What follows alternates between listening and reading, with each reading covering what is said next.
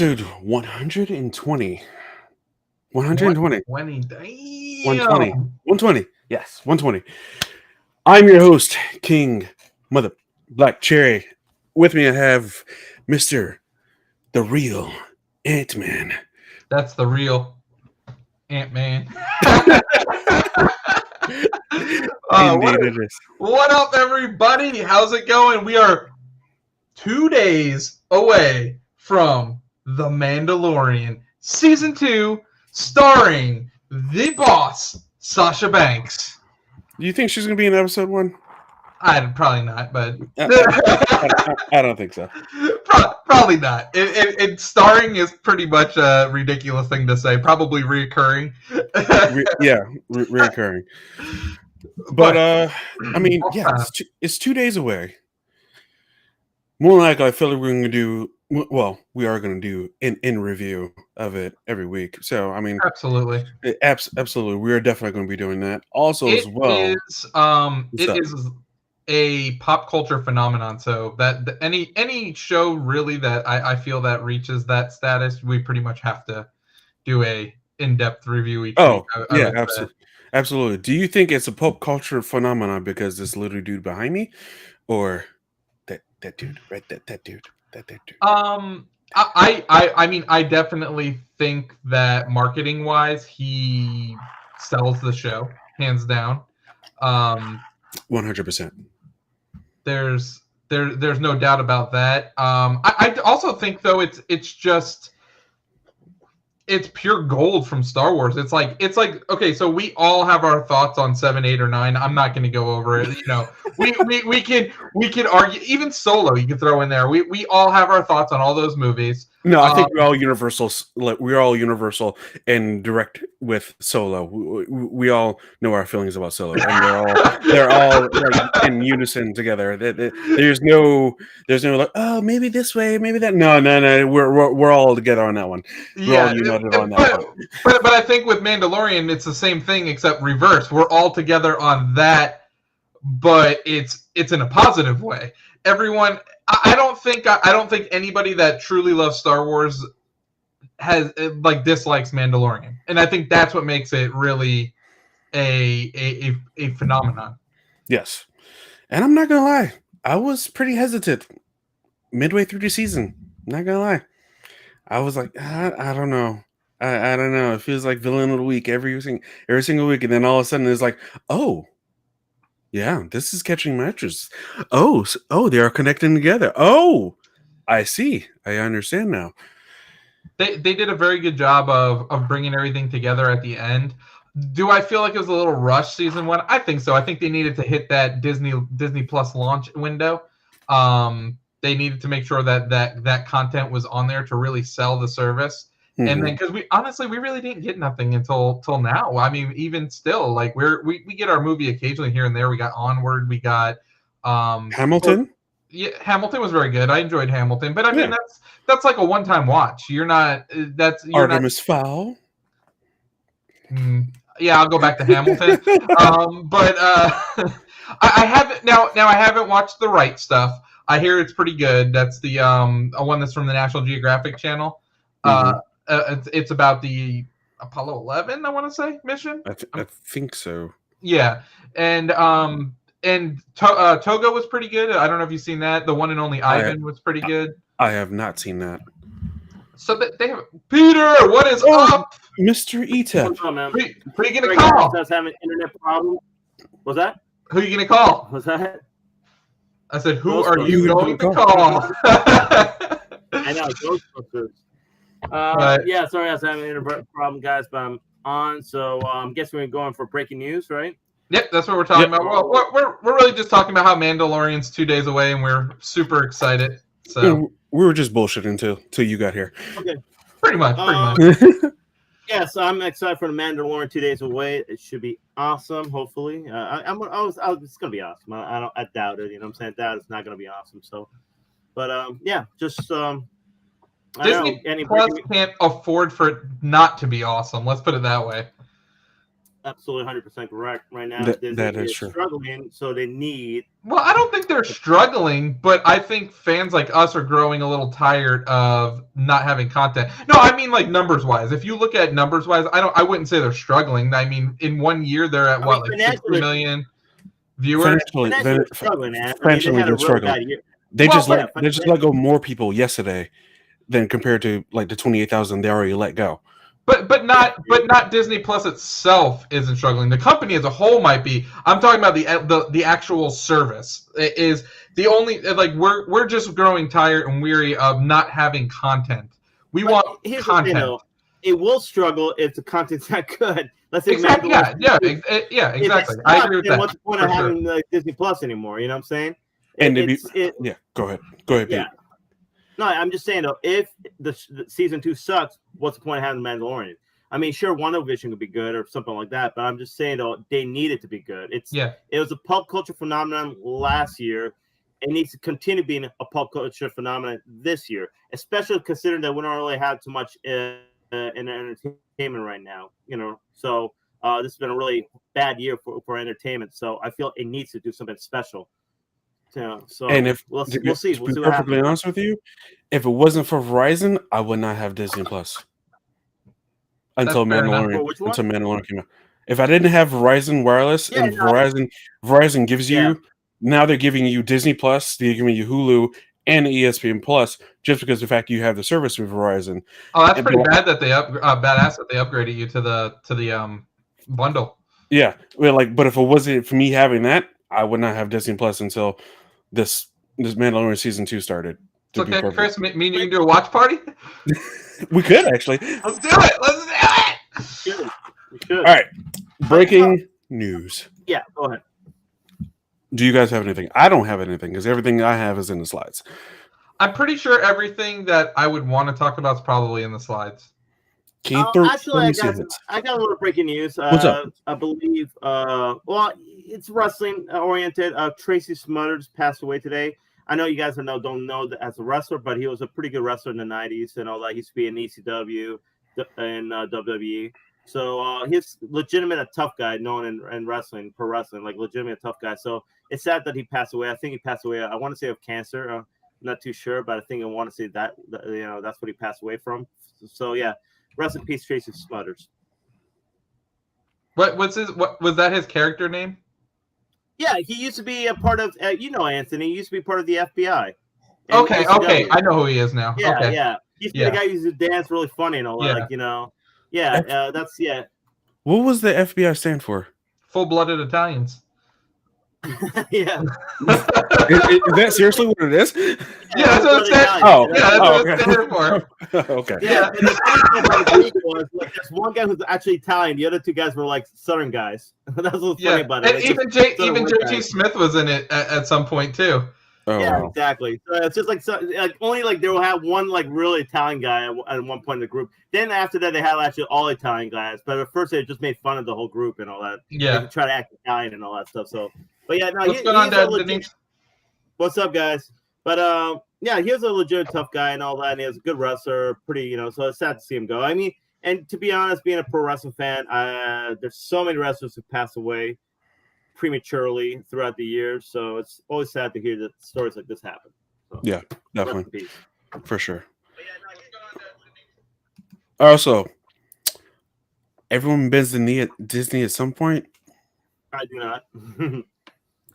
It depends on what you mean bending the knee, because I legit just said if it wasn't for Verizon giving me Disney Plus for free, then I would not have Disney Plus, and I'm standing by that. But anyway, any more breaking news do we have? I don't know if it's in the slides, but congratulations, Los Angeles Dodgers, on winning the World Series. And congratulations on the manager who pulled out the pitcher early, and you just looking for a new job. So yeah. Oh man, that's it's so crazy to me because that's so when we were kids, they didn't have pitch limits. Well, they did, but they weren't as extreme. They let baseball players ball out, and kind of they went until they couldn't go anymore. Nowadays, you have so many numbers guys so many percentage guys that they don't go with their gut anymore. They're like, oh, Blake Snell's at 75 pitches. Oh, he let up one hit. Oh, okay, take him out. Like back in the day. Hey, Ed, is that because of Moneyball?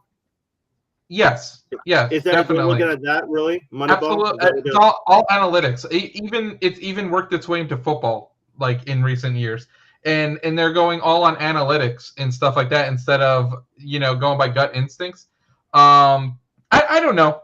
I get it. I get why it works. I get why shifting your players over and stuff works. At some point, though, especially with the pitcher, you just gotta let them play. Let them play ball. I look at it this way. I know Moneyball has worked, but at the same time, it's all about like the player like coming up big. Like when the spotlight's on them and they got to come up big, and usually that's what the player. Some players do that. You know what I'm saying? Yeah. They perform under pressure and they exceed their expectations, what they're supposed to do. So I think I agree. They probably shouldn't have made that call because that was a stupid call to make, and it cost them. Especially since Blake Snell's that's your guy. That's like your number one pitcher on your team. That's the you want a Cy Young. Like that dude pitches until his arm falls off last night, in my opinion. Yeah. But I mean, I think a lot of times that's the problem. Like, analytics and things like that, and sometimes I feel it robs us from that moment. The crazy thing is, though, I gotta admit, though, he's a good guy because. If that was the 90s, at least from when I remember watching it, if they tried to pull a guy like Roger Clemens, dude, he would have just walked out the door. He'd have been like, I'm done. If you're going to pull me when I'm in the spot, like, dude, I'm out of here. Like, there's no way you're taking me off this mound. So I got to admit, though, like he's a good guy for just like going off there and listening to his coach because. I remember they had that Kurt Schilling. Remember that famous Kurt Schilling bloody sock one? Yeah, I'm telling you, guys like that, dude. Like you would not have been able to take them off the mound 20 years ago. Yeah. You would have needed to call. You needed to call in like security to pull these dudes off the mound. Like they would have been like, "Sorry, coach, I ain't giving the ball up." Yeah, I agree, dude. That's upstanding of Blake Snell though to do that and just go sit on the bench with his teammates and root his teammates on because that's you would imagine he would have probably put they would have put up more of a fight back in the day. I don't know. I just think at Game 6, man, Rays Game 6, you have to win that game or win or go home. You got to let the guy play, man. I mean, take that chance. It's not like that was his 5th or 6th hit. That's just the second hit. It was like he gave up all night. Second hit, and then right after that, the same inning. They ended up scoring like 2 or 3. I was like, what the hell just happened? That's like, win or go home, man. That's a game where you got to go all out. See now, okay, like if it's the other way around, the Rays were leading the series 3-2. Then maybe you do it because you're like, okay, well, if we wind up losing, we can afford to lose a game. Exactly, and you're like, okay, look at it this way: if we lose tonight, maybe he'll be available tomorrow night. Yeah. You see, though, I disagree with that too because even in those games, you got to win to go home, go all out. Because if you let him lose that game, who knows? He can come back and win the other game. True. It's happened. It's happened before. Like, what was it, Cubs? Remember the whole Bartman? Yep. Remember that play? Like Moses Alou lost his cool, and then after that, they lost the whole momentum. He lost his cool because of Bartman, and then Bartman, and then they ended up losing the whole series. So sometimes you got to just go with it, man. If the game's on the line, man. You just go all out. You don't care. Whatever happens. What's the point anyway? You're gonna be, have vacation anyway. You're gonna be out. If you got, you know what I'm saying? You're gonna have all these months to rest. So do you guys think that he gets fired, or do you think that since he at least made it to the dance, that no, you gotta make it. You know what though? He made it to the dance. You gotta give him more of a chance. He can't just go over there. Especially the Rays this is the second time they made it to the World Series. Yeah. Yeah, you got to give him a chance, man. Who knows? Next year they could do. Give me a chance, coach. Give me a chance. Give him a chance, but I don't know. Congrats to the Dodgers. I think it hasn't been since when was the last time they won the World Series? Actually, when Chris was born. That's long ago, right? That's it. When Chris was born. Yeah, 32 years ago. Really? Yeah. Really? Mm-hmm. So they haven't won since the 80s? Nope, 88. Last time they won. Tommy Lasorda. Lasorda, yeah. Yep. Kirk Gibson walk-off home run. Yeah, I remember that. The one with he's pumping in the arm pump, right? Yeah, and he was hurt. Oh, wow. Yeah, he's like hobbling around the basin. Yeah, I remember that too. Wow. Damn. Well, congrats to the Dodgers, man. That's good, dude. Yeah. Is it kind of weird? Hey, guys, just before we go to the next subject, it's kind of weird that we had in basketball in the NBA, we had the Lakers versus Miami Heat. Then we had the Dodgers versus like the Tampa Bay, like two. And like you had the Florida Lightning teams. had the Lightning in NHL. Could you imagine if it was like the Kings, the Lightning and the Kings? That would have been nuts. It was the Hey, it Stars, would have but been Florida versus California, Florida, East Coast, West Coast. So it's kind of weird. I don't think the LA Rams will make it to. well, it Super could be Bowl. it could be the championship game. Could Rams be the and Bucks. Could be Bucks. the Bucks, though. Could be the Bucks. You never know. Yeah. Could be the Bucks. 49ers in the Bucks. Yeah, 40. Well, Garoppolo versus Brady. 49ers. Are you serious? Garoppolo just put a hurting on the Patriots. True. Man. That's revenge right there. In their home. Second week at home. Since you guys wanted to say that last week. Probably. It could be Tampa. You never know. Could be Tampa going to World He's Series. like, I'm in New England. It's cold. Revenge is a dish that's best served cold. So boom. I like that. All right. First subject, Anthony. Are you ready? I'm ready. All right. New and gaming subscriptions this week. I got a lot of stuff this week. I know you do. Do you have what Nintendo did today as a separate slide? Yes. Okay. So let's start with the big one. PlayStation announced their PlayStation Plus games for next month, and there is a pretty awesome little bonus for you. So we weren't sure if they were going to include PS5 right out the gate in the PlayStation Plus bonuses, but we know for a fact now they are going to include it right out the gate. So next month for PS4, we have Shadow of War and Hollow Knight Voidheart Edition. And then for PS5, we have Bug Snacks, which looks like a really awesome game. So that is a pretty awesome bonus for PS5 users. Indeed, we also have the official collection that you will be getting for the PS4 on PS5 with the PlayStation Plus. And coming from Sony Worldwide Studios, we're going to have Bloodborne, Days Gone, Detroit Become Human, God of War, Infamous Second Son, Ratchet & Clank, The Last Guardian, The Last of Us Remastered, Untold Dawn, and Uncharted 4. From the third-party studios and developers, we are going to have Batman Arkham Knight, Battlefield 1, Call of Duty Blops 3, the Zombie Chronicles Edition, Crash Bandicoot Insane Trilogy, which Fallout, just got added. Oh, nice. Fallout 4, Final Fantasy 15 Royal Edition, Monster Hunter World, Mortal Kombat 10, Persona 5, and Biohazard, Resident Evil 7 Biohazard. Pretty awesome collection of games there. Some of the best third-party and first-party. So, yep. 20 games right off the bat. Kicking some ass right out the gate, so PlayStation Plus is. So that's very good news for them. From the Epic Games Store, today is your last day to get Costume Quest 2 and Layers of Fear 2, so make sure you pick those up. And we're going to continue with the Halloween theme this week. We are getting Blair Witch for free and Ghostbusters, the video game remastered, which for some weird-ass reason they took the multiplayer out of in the remastered version. That's yeah. weird. Yeah, only single player. So I'm not sure. How do you cross streams if you don't have multiplayer? You got to cross stream. You never will. By the way, that's a fun game, Ghostbusters Remastered. It's a pretty fun game and all that.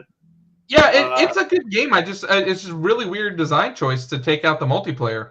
I agree, dude. I think it'll be much better playing it multiplayer.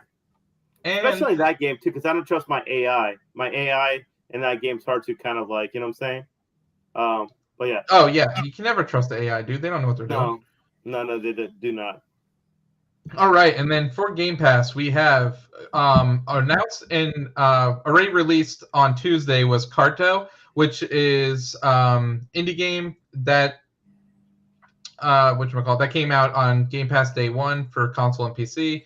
Then tonight will be Day of the Tentacle remastered, Five Nights at Freddy's, Full Throttle remastered, Grim Fandango remastered, PUBG for the cloud, Scourgebringer for cloud, Unruly Heroes.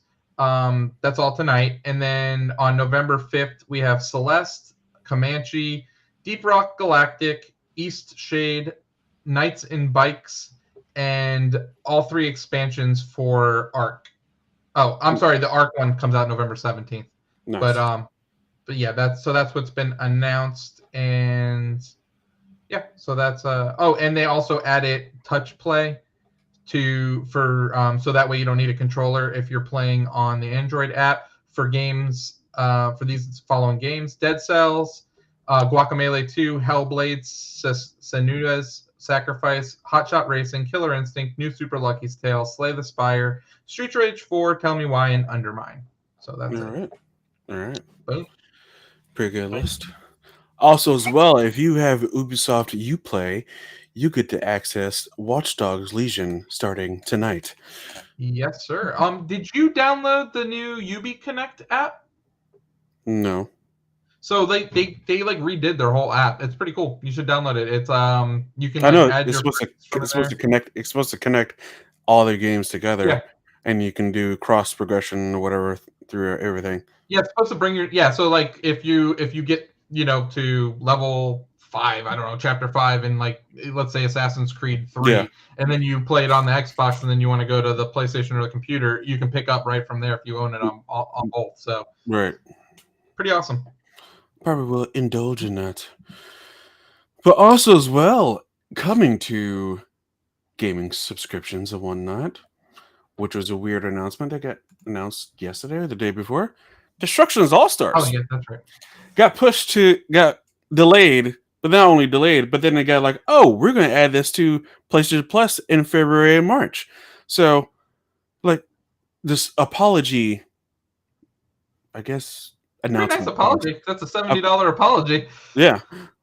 Apology announcement. Like, hey, yeah, we know we're delaying it, but guess what? It's going to be free. So, there's that. So be to look out for that. I think that is only a PS5 title. So correct.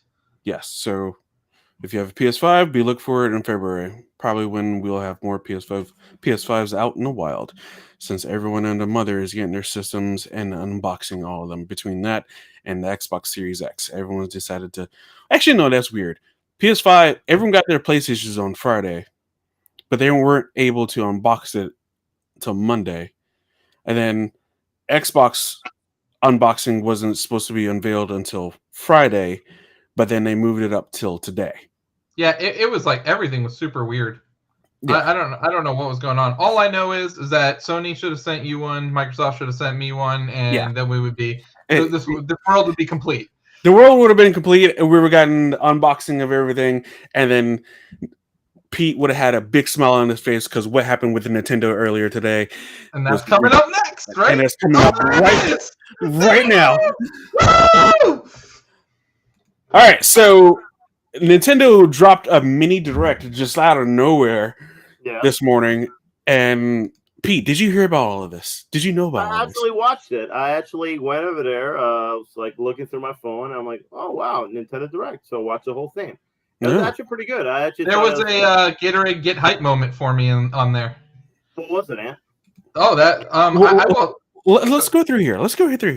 So today's Nintendo Direct presentation revealed new details on Bravely Default 2, Square Enix's role-playing game for Switch, No More Heroes 3 Stories for Seasons, Pioneers of Olive Town, Part-Time UFO, a new game from Kirby developer HAL Laboratory, and a Hyrule Warriors Age of Calamity, which is now a playable demo, which is available right now. Also, as well, I'm assuming this is the Gatorade Get Hype moment, is the fact that like No More Heroes 1 and 2 is available right now. That was my Gatorade Get Hype moment. I was like, what? And here is mine. You are able to play Control and Hitman 3 later in the future when a game comes out on the cloud. So I don't know how I feel about that. How? Why not? They've used other games like Resident Evil 7 and I forgot what else, others in Japan, and it worked out successfully. I guess my issue with that is you never can play the game without being online. Like no matter what. I like the cloud gaming, but I also like my cloud gaming because I can have a downloaded copy of it, which I can play offline. I just like having the option of it. This, you have no option. This is you're online or you're not playing. And you still have to pay the full price for that said game. Right. So sure. I don't know how I feel about that. The good part is you're getting the absolute cream of the crop, coup de grace version of the game. Right. You're not getting the shitty, dumbed down, we made it for Switch Exactly. version of the game, because you're playing it on real hardware like PlayStation or Xbox hardware, Right. or PC hardware. Not playing it on baby toy hardware. Oh,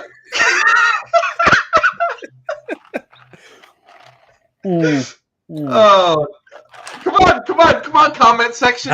Let me have it, comment section. I'm waiting for it. Oh man, baby toy. Wow. Okay. Yeah, I got my little Tiger Electronics handheld. I remember those. I love those. Back in the day. Man. But there is modes to this. If you guys ever tried the control mode, which is control game, which is actually free to try right now. There is a performance mode and there is a graphical mode that you can try. From what I'm hearing, that both the modes aren't that great, so take it as you will. So you can try it on the Switch? Yes. Oh, interesting. I will download it and try it just to check out the cloud gaming of it. Yeah. I mean, do you know how much it's going to cost? It's going to cost us. It's the ultimate edition of Control, so it's going to be $60. That's what I'm talking about, though. $60, and you never actually. Not saying you actually own anything for the other systems, but you can't download it and play it offline. That's the part where I'm like, ugh. You have a phone, don't you? I do have a phone. You have a hotspot on your phone, don't you? Sometimes. Sometimes? I have bare bone T-Mobile. It's not pretty. Okay. Well, I don't like to admit that in public forums, but. Well, okay. Let's put it like this. So you want to be playing an actual real hardcore game on the move. Probably, I'm assuming.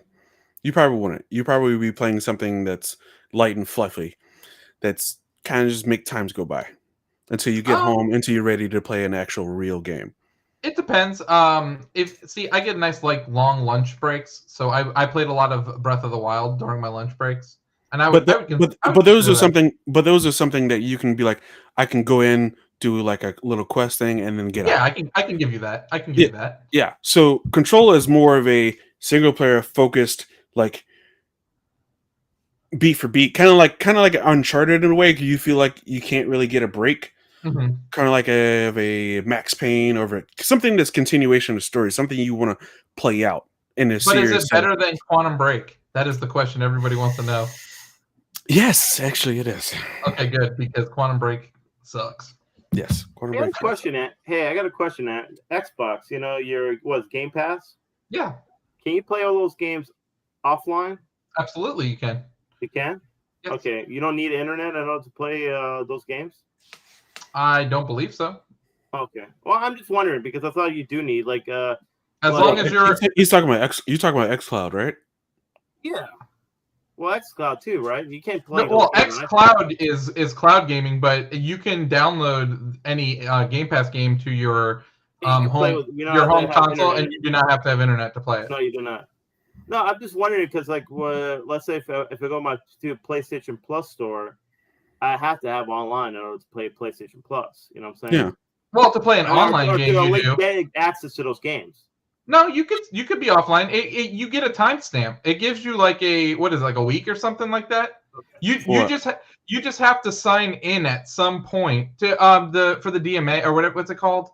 The digital rights stuff. Yeah, I know what you're talking about. Yeah, you just have to sign in once a week or something like that in order to up it, and then it goes through in the background and just updates all your digital licenses.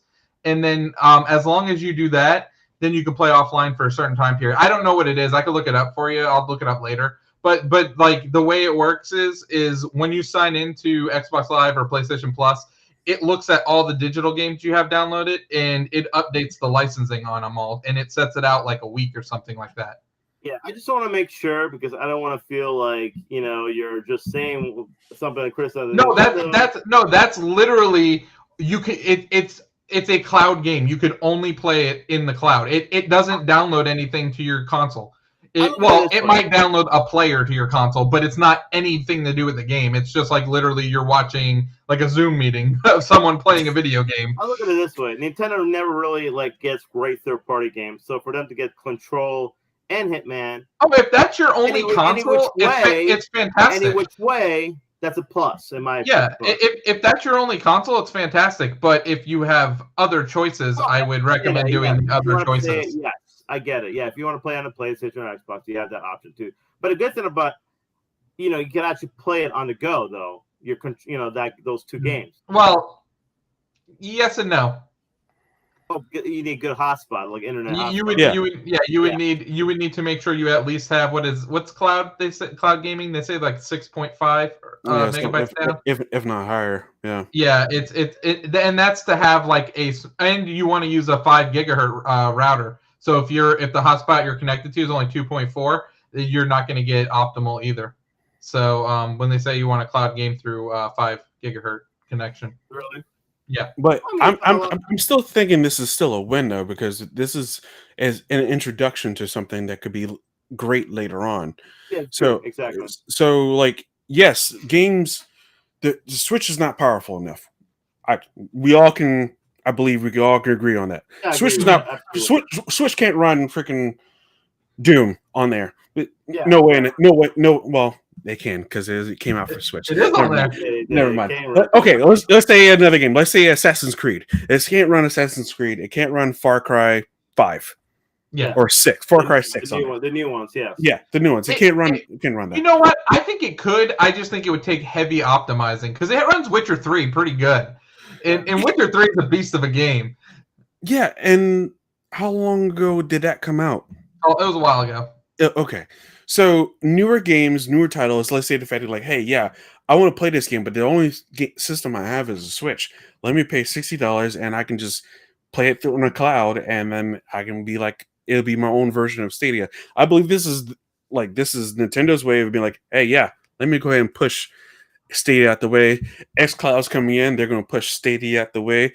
PS4 got the PSN now. Let me go ahead and push Stadia out the way. They're all rejecting Google right now, and so this is their own version of doing that. I mean, Nintendo should just open up. They've already them and Microsoft are get all they've been showing some PDA in public lately with Steve going to Minecraft. Get a little kiss in here, a little hug in there. Just put the damn xCloud on the Switch. Come on, guys. What are we waiting for? Just put damn xCloud on the Switch. Anyway, let's look at the positives of the whole. I thought it was a really good Direct Mini. I thought it showed more Age of Calamity, which feels like its own game. It doesn't feel like Hyrule Warriors 2. I mean, it does have the same gameplay, but it feels like a whole new prequel of Breath of the Wild, which I think it looks really awesome. Really, I think the biggest take from that game is that it's actually its own story and its canon. Yeah, exactly. Yes. So it's actually it's actually a game that's you can play and it's gonna have a hell of a story mode to it. So yeah. I agree.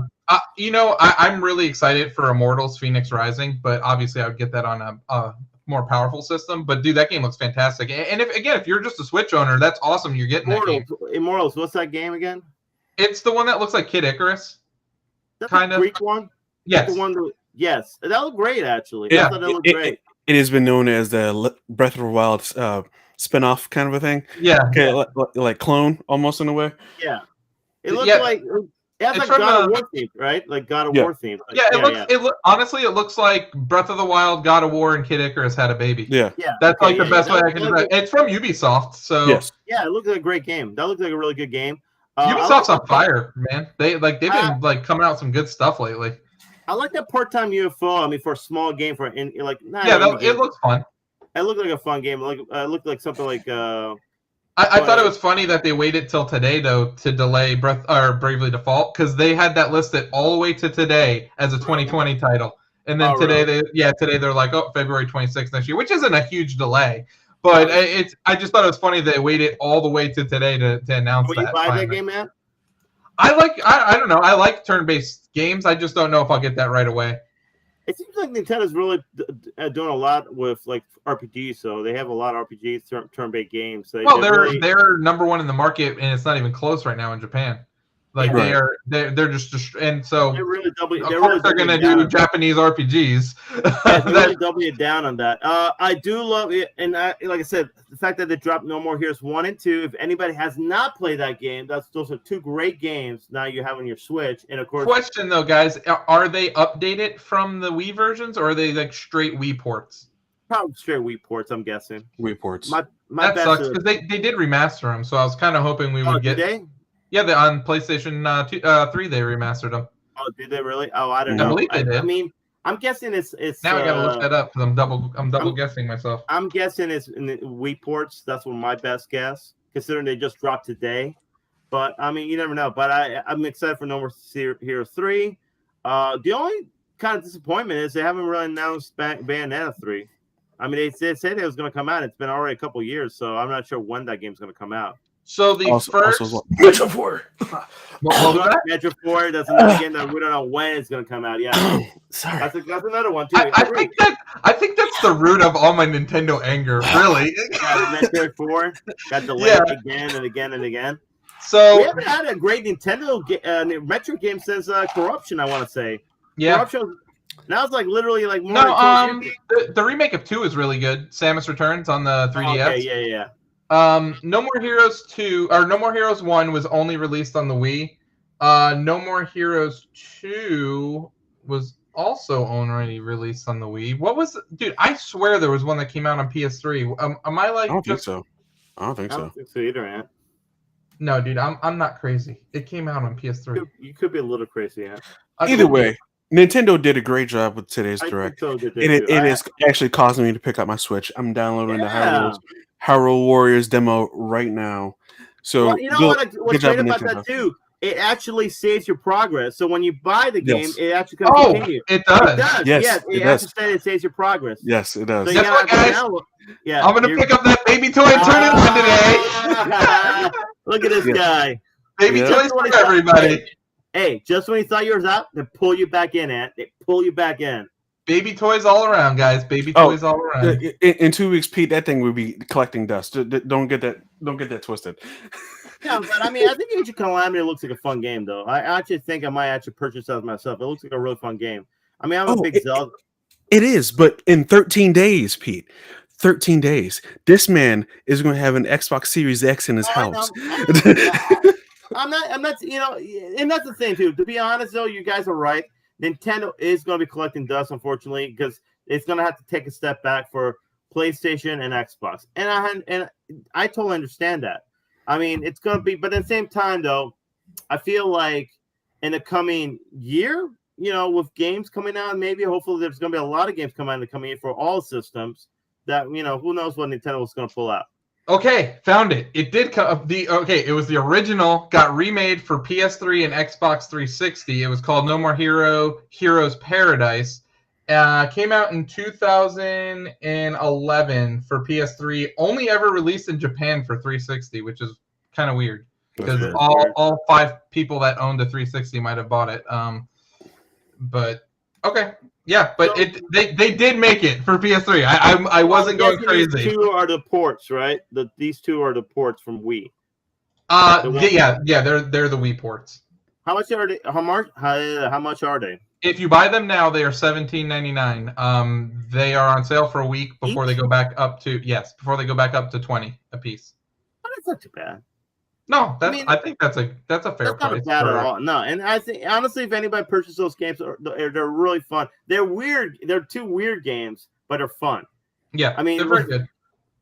It actually one of the few games that actually knew how to use a Wii or Wii controller really well. They did a great job like with that Wii controller. So yeah, you got to do some weird stuff. Yeah, how you charge your. Yeah, you gotta shake it a little bit to charge your sword. Kind of like a shake weight. You gotta. Yep. Yeah. Shake it. Shake weight style. Yeah. Gotcha. I'm sorry. You save it when you go to take a shit. You have to save the game when taking. You take a crap to save the game. Oh wow.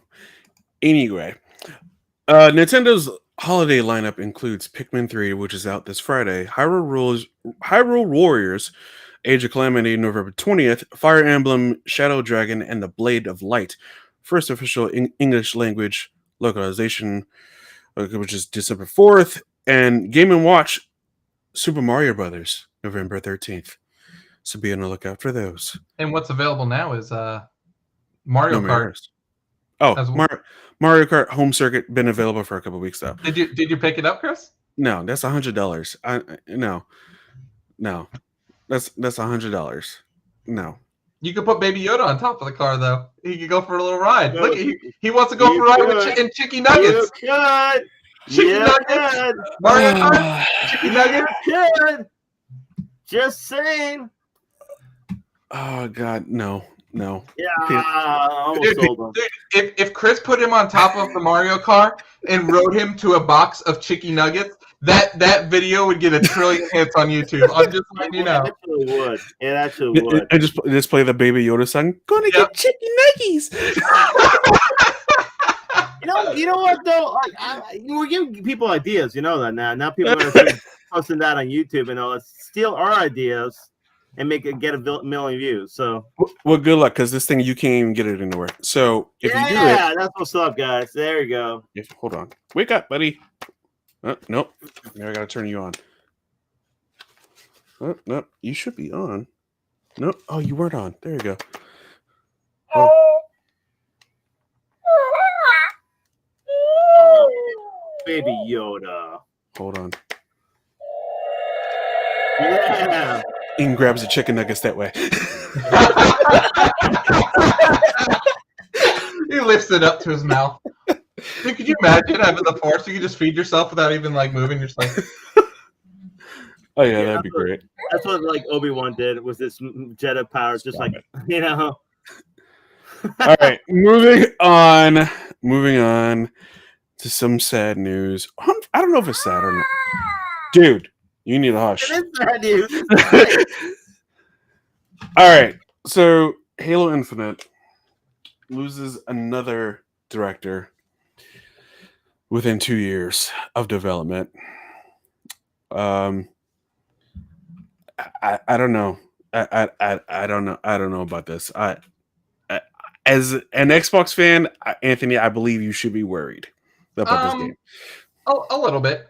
I do like that the fact that the person taking over is he was somebody that worked at Bungie on the old Halo games. So at least they have somebody in there that has actually worked on previous Halo games that were good with Bungie. Yeah. But I don't.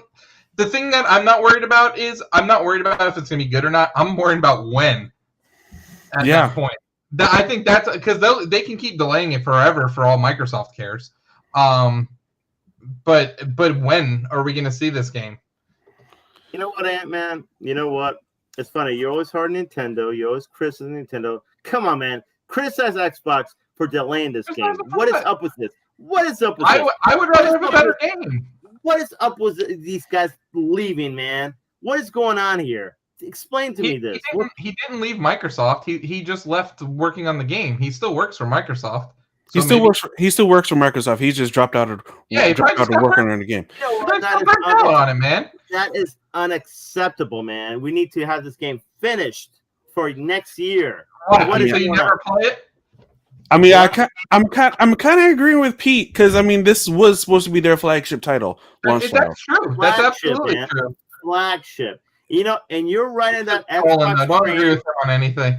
You were right as Xbox train saying Xbox is doing everything great. You know, you're giving us rainbows and sunshine about Xbox being the next big thing and all. And look at this. With their big title, they delayed it.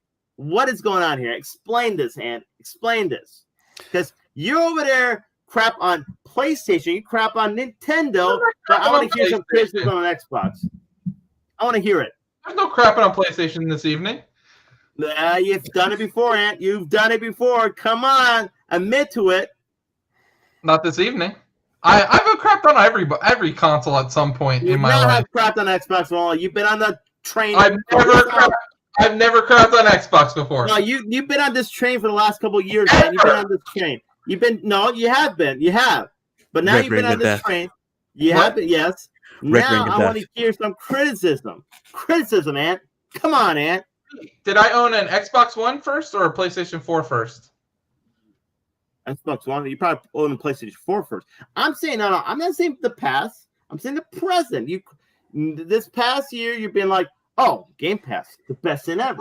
Literally everything you're talking about right now is the past before today. So literally everything you're talking about. We're going that literal. Okay, no, I'm talking about. Anyways, just get the damn game right. That's it. I just want a good game because Halo 5 wasn't that good. There you go. Is that what you want to hear? I just think it's funny though, because he gets so much crap to Nintendo. Oh, they delay the game again. Oh, look at Nintendo. They delay the game again. Oh, all right. And as soon as Xbox, oh, that's okay. It's gonna be a great game, guys. Don't worry. It's gonna be a great game. They're polishing up and all that. That's all. Because they're giving me other stuff at the same time, Pete. When Nintendo, what's Nintendo giving me? We just talked about what Nintendo gave you. No, I get it. Something. But this year's been pretty damn weak from Nintendo. I agree. COVID-19, bro. What do you expect? For a year, everywhere. They're in their third console year. They should have had games lined up, ready to go. What has Xbox popped out lately? What has they done? Really? Battletoads, whatever. Gears Tactics. They've done. So Grounded. Let me ask you something. What is coming out first party on Xbox launch? Gears Tactics. They also just launched Microsoft Flight Simulator. I don't know if you heard of that game. But that's not those games have already come out though. There's nothing coming out day and date on Xbox Series X. From Xbox Game Studios? No, there's not. But you gotta remember though, they work on dude. Xbox is different than the rest of them. They work on games as a service. Literally, their teams are constantly updating games that are already out. Look at Minecraft. Look at Minecraft Dungeons. Look at Sea of Thieves. All Grounded. All those games keep getting new updates and stuff like that. So it's not it's not the same thing. So we're looking at updates now. Games that have been updated that you've had for the last couple years. And that's pretty much, yeah. Wait a minute. So hold up. So I still play. Smash Brothers is updating too. Smash Brothers added new characters. Yeah, with Microsoft characters. Exactly. Okay, so what's the argument here? But here's the argument with it though. With Super Smash Brothers, I have to pay another $25 to get that extra character. Okay, with the Xbox, I don't have to pay anything. I agree. Okay, I see what you're saying though. That's a good point. That's a good valid point. And literally, you're talking about a character. When I'm playing Sea of Thieves, they're adding story quests. I give you that. It's not like I'm just what? Come on, why is everybody crucifying me?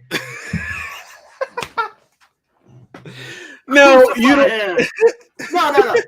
He's been giving me so much. He always over there now, Nintendo. And this is the biggest Nintendo fanboy of all time back in the day. And now he's like, oh, it's okay. Xbox, they're going to come out with these games. Here's my question, though. And this is serious, though. I'm going to say this. If this is what's happening now, what's going to happen when they have Bethesda, all their games? Are they going to have, long delays, too? Or are they going to be, you know what I'm saying? Because they need to meet a certain, time. Next year, they're going to have a certain amount of games for the holiday season. I'm hoping that this game, and that's going to be continuous till next time. Like I said, dude, you realize this game's been in development for 6 years? Yeah. 6 years, man. How does it take 6 years to make a game? Dude, what happened was after the first 2 years, they scrapped the whole game, went to a different engine, a completely brand new engine. So dude, that's what I'm telling you. That's why it's losing its director, dude. It's just going through development hell. Honestly, I'm hoping that this next time leads them to greener pastures because we've seen development hell games like Prey, Duke Nukem Forever. Yeah. And they don't come out good at the end. So I don't think necessarily losing this lead is going to be the cause of that issue. I think it's because of all the changes they're going through over the development cycle, which is what's going to cause the game to be a disaster. What you're telling me right now does not sound promising. That's I'm just saying though, because I really don't know how the game's going to be until we get it. Even when it comes to movies, when they go developmental hell, it turns out to be complete shit. a lot of times. Most of the time, when it changes directors. The only one movie that went developmental hell and actually turned out to be excellent, I would say Mad Max Fury Road. So most of the time when you see movies or video games do that, it turns out to be complete shit. So but in the same time, I think Halo is a pretty awesome franchise. They're not going to do that to their own franchise. So I'm pretty sure they're going to end up to have a good game. I'm not necessarily worried about the first party stuff yet. Well, we'll talk more about it next June and see where we're at then. let's give it 6 months. See where everything where the lineups are. I'm sure the video game awards will be very telling to see what's coming in the first half of the year. The only thing the only thing I'm saying, and this is honest, I was busting your balls before, of course. But I think that game like this, not having a full launch, kind of hurts them in a sense because now they have Bethesda. Oh, it definitely hurts them. They gotta know how to push these games. I want to say CSCs. Didn't it take a while for that game to come out? 2 years to get it to being what it should have been. Exactly. So to me, they need to kind of have a sort of like, not to say they want to rush and push games because a game that's rushed turns out to be shit. And you don't want that. You want good quality games. But they got to know how to come up with certain games because by next year, man, you're going to have some titles to come out. You got to know how to compete with Xbox. I mean, I'm sorry, with PlayStation. Sorry, with PlayStation because they're going to come up with a lot of their first-party games next year. So it's Nintendo. So they need to come up with that. And now that they have Bethesda, that's a huge third-party title that got under their umbrella, and they need to kind of like, Yeah, but you don't think you're going to see stuff from Bethesda for at least 2 years, man. Oh, no. Yeah, exactly. But that's what I'm saying, though. Like, you don't have to, like, as a system, you're going to have to know, hey, man, now that you have people, the gamers are going to expect these. They're going to expect, like, if you're going to invest money on Xbox, you're going to expect, like, look, I want this, all these first-party titles on my system, They're going to sit there and be like, what have you done for me lately? Exactly. That's what it is. And the reason why PlayStation has a really great following is because of that, because there are a lot of the great first-party games, like God of War, like Uncharted, Last of Us. Yeah. Ghost of Tsushima. Tabitha, what's going on, Tabitha? I haven't seen you forever. What up? What up? But like, like that's what I'm saying though. So, I in my view, like this is like I'll be honest though, I can give you credit. Xbox have been doing a great job lately. They've done a great job with their service and everything that you've been talking about, Game Pass and all that sort of good stuff. But at the same time, they're gonna have to, this is kind of something where they hopefully they learn from this and fix this for because like I said, man, it's PlayStation ain't gonna be playing around, dude. They're gonna come up with their big guns, man. Dude. They're both at war right now. So what is the next Microsoft game do you know of that's coming out? Before we go on, I know Gears Tactics is coming out for the systems, but I mean that's already out on PC right now. Yeah, it's on PC land. Is Scorn Microsoft Game Studios? I think so. Yes. Okay. I want to say yes. I think that's December. I think that's December. Okay, so they at least have a launch window. Yeah. Game. I give you that. Which looks interesting. Here, I'll look it up real quick and see what they have. List of Xbox Game Studios video games. Holy smokes, it goes back far. No, they actually, that's not an Xbox Game Studio game. So the next ones they have listed for 2021 are, they have the full version of Grounded listed. They have Halo Infinite and Psychonauts 2. And then all the rest they have to be announced. But Everwild has to be pretty close because they've showed that for a while now. Right. Then they have As Dusk Falls, Age of Empires 4, Avowed, Fable, Forza Motorsport, Microsoft Flight Simulator for the Series X, Project Mara, Senua's Saga, Hellblade 2, and State of Decay 3. Gotcha. All right. So, I mean, we're kind of waiting for the Video Game Awards before pretty much anything's really concrete announced. I think that's where you're going to get your announcements. Yeah. So December, I think that's Mhm. yeah, December. That sounds good. We should actually have a watch party. We are. For, We are. really? Okay. We're not doing the show that week. We're having a watch along, getting drunk, and watching the video game awards. What day is it again? So I can make sure I had that. Thursday. Thursday, December. Hold on. Video game awards 2020. It is Thursday, December 10th. Nice. Thursday, December 10th at, if you can give me the freaking time, 7 p.m. Eastern. Yep, 7 p.m. All right, awesome. Yep. All right, man. This should be fun. Yep. All right, moving on into some other sad news. Tomb Raider sequel delayed indefinitely, put on a shelf because of COVID-19. Indefinitely is a long time. Indefinitely is definitely a long time. So, are they scrapping the movie or what? I No, mean, it's not scrapped. It's just delayed Indefinitely. It's supposed to come out. It's supposed to come out next year, but due to the fact of COVID, and since MGM doesn't know when they're even going to release No Time to Die, they're like, we're just gonna put this on the shelf for right now. Chris, by any chance, do you have the slide of No Time to Die and supposedly who might buy him? Absolutely. Oh, you do already have that slide? Absolutely, 100%. Okay, then so never mind. We'll talk about that later. But I would say that yes, you're right. Because of COVID, I'm pretty sure they don't really have a place to put this movie next year, considering all the movies are supposed to come out next year. So yeah, they probably were like, what's the point right now? Let's just push this back till whenever, and let's release all the movies we haven't even released yet. Yeah. So, but yeah, that sucks for Tomb Raider. But in the same time, I mean, unfortunately, how many movies really we have right now that literally are made and haven't been released yet? I mean, you had No Time to Die, you have Black Widow. I'm pretty sure the Eternals. Fast and Furious. Yeah. A Quiet Place. Jurassic Park, right? Or no? Jurassic Park is filming right now. Okay, yeah. Quiet Place 2. I've seen Shang-Chi. Yeah, just finished up wrapping, but they got to do the editing and all that. Yeah. So Candyman. Yeah. Candyman. Yeah. Michael Myers. Mm-hmm. Halloween 2. Yeah. What was that? The Twisted or whatever?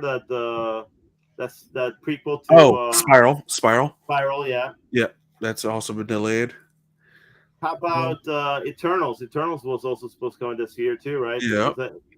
So Top Gun too. Top Gun, yeah. Yeah, like you literally have so many movies that got delayed till next year. So I feel like really when you think about it, all these blockbuster movies, and I'm pretty sure they're filming out new movies right now too. So yeah, Mission Impossible 7 is being filmed right now. Yeah. So. Yeah, I feel bad for Tomb Raider, but I can see why MGM was like, okay, let's just push this back. We don't want to be spending money right now on this. We got other projects we got to do. So I'm pretty sure. The sad part about it is it was actually one of the better video game movies. So yes, that's pretty sad because I would have liked to see a sequel. You know what's weird? I've never seen the Assassin's Creed movie. How was that? No good. How about the Warcraft movie? No. Prince of Persia movie? Really? You never seen that one either? Mm-mm. Good. Don't. The image you have of Jake Gyllenhaal will just go down the window. So I still have good memories of Jake Gyllenhaal. Yeah. Don't watch it. Yes, don't watch it. Like Spider-Man and Donnie Darko. Jake Gyllenhaal. Yeah. Oh God, it was bad. You know, it's funny though when we talk about this. There's so many bad video game movies. It's funny how they can never get it right. I think they're like the only one that got it right. Honestly, was probably Sonic. I want to say Sonic, Mortal Kombat, Tomb Raider. I can't think of any other Pikachu. I guess that's a pretty good one, right? What about pretty good? What about The Rock and Doom? Well, oh man, that was not good. Fuck that movie. They only have one good part. One good part, and that was with when it went first person. That was the only good part. That was the only good part where I'm like, oh wow, this is what the movie should have been. And What about Far Cry? No, that movie was I'm gonna punch you in your face. How about Alone in the Dark, man? Was it or was it? Oh, was it? What's the other one too from Yule Bowl? House of the Dead. House of the Dead, yeah. Oh no, God. Man. What about anyway, let's yeah. Hopefully they start filming and whatnot of this, but let's go into one that's actually done filming already, or at least the main character is already done filming his stuff. Mr. Tom Holland as Nathan Drake looks the part. Definitely looks the part. Well, it looks like a young Nathan Drake. Yes, well, as a kid. It's a young Nathan Drake story. Yeah, yeah. Like Also, yeah. Will his brother be in it? Good question. Oh my God, Sully! Say hi to say hi to your mother for me. Mark Wahlberg right here, man. That's not too bad actually. You know, him having the mustache and all that. It couldn't be too bad. I just hope he's not Mark Wahlberg. He actually plays the Sully part. You know, him smoking a cigar, him trying to be all cool and whatever, and chill. But I don't know. I don't mind it. At least you don't feel like Drake. You got to climb the mountain, and then you got to swing down the vine, and then you got to get the golden arm. What? No. Oh man! We remember that part in The Happening. I haven't seen The Happening. It's such a horrible, dude. I've never seen The Happening. You haven't seen The Happening? No, I heard it's the crapping. Horrible acting, man, dude. That's pretty bad, dude. Like Mark Wahlberg is really hit and miss. He can be really good, like Departed good, and can be really bad with The Happening bad. I have to say though that I enjoyed Four Brothers. He's really good at Four Brothers. He's good at Four Brothers. He's good. But we've seen Transformers 4. We don't want to see Transformers 4. Bad in Transformers 4. I also enjoyed is it called The Other Guys? Is that what the movie's called? That's a great movie with Mark Wahlberg. That's where he's actually good in that movie. Like I said, he's very hit and miss. He's like Nick Cage, very hit and miss. Ted's a good movie, right? We like Ted. A good movie, yes. I never saw it. Ted, but it's funny. Yeah, I think I like the fact that I wasn't really sold on Mark Wahlberg as Sully, but the fact that he has a mustache and everything else, and the fact that Tom Holland looks like Drake, dressed up as Drake, I'm actually kind of, you know what? You're a little excited, Pete. You're a little excited. Getting a little sold. Okay, so let's also put it like this: Mr. Nolan North actually visited them on set and actually make sure everything was going well. There's a picture of Nolan North and Tom Holland talking things over. When production started, Neil Druckmann, the director of Uncharted 3 and 4, was on set as well. He also gave him some. Yep, Last of Us. He was on set as well, giving them direction and whatnot, and make sure everything was running smoothly. So they at least have their hands on the game, on the movie. So I believe this movie is going to be done right. In my opinion. I think that's a good thing that they have people from the actual game there to keep them on the right path to what it should be doing. So, because I feel like that's the biggest issue, and we usually come back to that when we're talking about video game movies, is they stray too much from the source material. Absolutely. So, and it's funny though, that source material is, I mean, literally when you think about it, Uncharted, all the games are so cinematic. It's funny too, because they literally have they have the gold in their hands. It's like, go play the game, just put that on film, and you're good. You're good. Yeah. I mean, you can do your own original storyline, but it's kind of like, it's literally the game. It's such a cinematic game. You just need the idea. You need some cool, like, Indiana Jones thing they're chasing, some, like, treasure they're chasing, and that's it. And, of course, like, some sort of whatever enemies or whatever they're after, man. It could be a great movie, honestly, if done right. Because, like I say, this could be the new Indiana Jones. Yeah, you already have the source material. Use it. Yeah. And I think that's why I love these games so much, because it reminds me of Indiana Jones. I mean, really, when you think about it. Any word on the Last of Us series coming to HBO? No, have not heard a word on that. Not yet. Okay. Think they're. I don't know what Naughty Dog is doing right now. They could be working on Last of Us Part 2 remastered. And I know you have probably something coming to Netflix in the slides. Oh yes, definitely. Dude, Devin is really a cynic, man. It's how they'll ruin it. Says the man who really was so hyped about The Happening when it was coming out. Oh, I remember God. that. I remember that. I remember that. Yeah. I remember even the trailer. It's like the first rated R M. Night Shyamalan movie, The Happening. Ooh, and then you're watching it like, this movie sucks, man. This movie's garbage, man. I mean, Jesus, what a horrible movie, dude. The idea was good. The execution was shit. Oh, 100%, definitely.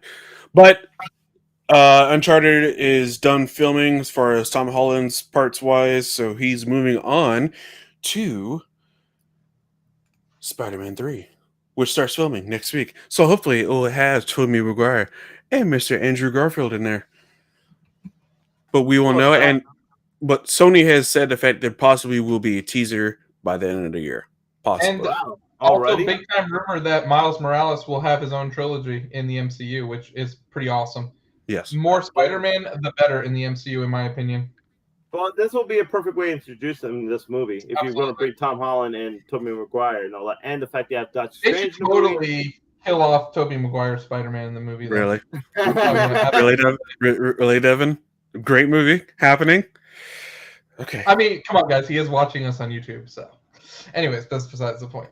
Yeah. We love our YouTube viewers. We love them. What's up, YouTube viewers? What's up? But no, I'm excited for this. I think it seems a little bit too big though for its own bridges. This movie, which I'm kind of scared about because I always feel like when they do too much, it tends to fall on its face. They'll be fine. They have had Tom Holland now in at least 5 movies into the universe, so I don't think there's any more character development we really need. So we have the room, I think, to play. I think we can play with crazy ideas, crazy stuff. I just hope that like Marvel's still involved, like Kevin Feige is still someone involved. Yeah, still involved. I don't think he's gonna not be involved. Well, especially that Doctor Strange is in the movie too. Yeah, so it's everyone's going to still be involved. Everything's going to be fine. Sony's not going to mess it up. It's okay. It's all right. I'm just saying though. It's not Venom. It's a big movie, guys. It's a big movie. You can't go over there and say you have Jamie Foxx, Tobey Maguire, Andrew Garfield. But Tobey Maguire and Andrew Garfield, that could be in the third act. Could be. It could be cameos. It doesn't necessarily mean that they're gonna be like full on characters. Yeah, no, I think that's what's gonna happen too. It is gonna be probably a cameo or something like that. I'm pretty sure it's gonna be something. Yeah, I'm definitely excited. Are we gonna have like a reverse like Agent Smith and Neo fight where we're gonna have all the Spider-Mans like fighting Kingpin or something like that? Probably. I can see that. And then he's gonna go push them all off. I can see that happening. Why not? Oh, good. I hope not. But we'll see what happens with that. I mean, it's hard for me to get like Gatorade hype moment for anything MCU right now until I actually see something from the MCU. Exactly. Exactly. Yeah, I'm just like, give me my goddamn Black Widow, and then we'll talk. Like give me something. I'm too hungry here. I'm malnourished on my MCU. It's kind of been so long though. We kind of forgot what it is to watch. What is an MCU? What is an MCU? I don't even know it. It's been so long, man. It's like, geez, I don't even know what it is anymore. So we shall see. But in other depressing delayed news, Cyberpunk 2077 delayed again for 20 days. Yes. Yeah. You know what I think the culprit is? I think it's the 2 last gen consoles. I think it's the Xbox One and the PS4 are the culprits of the delay. So despite it being going gold and whatnot, the CD Projekt Red. You know what? Did you see all that the crap they're getting for this? By the way, Anthony. Yeah, horrible. For 21 days, it's like ridiculous, dude. Like no, not even that. They confirmed it was actually coming out in November, the day before they did this. The day before they delayed it. Well, yeah, but that's tough to. That's a tough position because they can't. What are they supposed to say? Even if they know, what are they supposed to say until it's announced? Well, they're like, oh yeah, confirmation. Like, oh yeah, I took time off of work, blah blah blah, and all that stuff, and all of a sudden it's just like, oh, day after, like, oh well, you see what had happened was we're just going to go ahead and delay the game because we need to make sure it runs on all 9 systems. So is this so Scriven? Is this going to be this? Is this going to delay till next year? No, no, it's December. It is December. Well, I wish we were getting Black Widow in December. But let's talk about when this game was actually supposed to come out. February? I want to say February, yeah. I think the original release date was February this year. Yeah. And they got pushed to hold on. May, I want to say. Got pushed to May, and they got pushed to September. They got pushed to November. Now pushed to December. Like, maybe might be pushed till next year, man. You never know. Devin doesn't mind because he can watch The Happening a few more times now before it comes out. so it's a win-win, total win-win situation right there. I guess you can watch the last Avatar movie and Dragon Ball Z movie where you added the live action Dragon Ball Z movie. So, I mean, those they're all kind of the same boat, aren't they? I mean, it's just like I don't get it. But I mean, whatever. I'm not a developer. Fix it. Do whatever you guys need to do with it. Just stop saying it's going gold. Stop saying it's coming out until you're ready to actually ship it out. I do agree with you. It's a little weird it went gold and then they delayed it. I don't know if we've ever seen that before. I don't remember it. If it's happened, I do not recall it. Granted, I get it. Just because a game goes gold doesn't mean that it's finished because there's tons of day one patches. I get that. Yeah. But I do think it's a little odd because I don't recall another game ever doing that.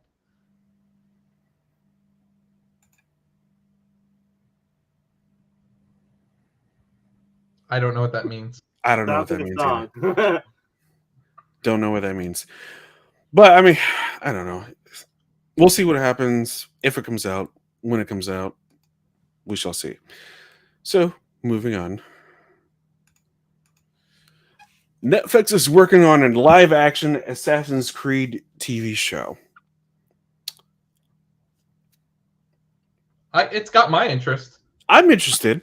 I think it works better as a TV show than a movie, in my opinion. Oh, he actually agrees with you. Yes, I did see that. Also,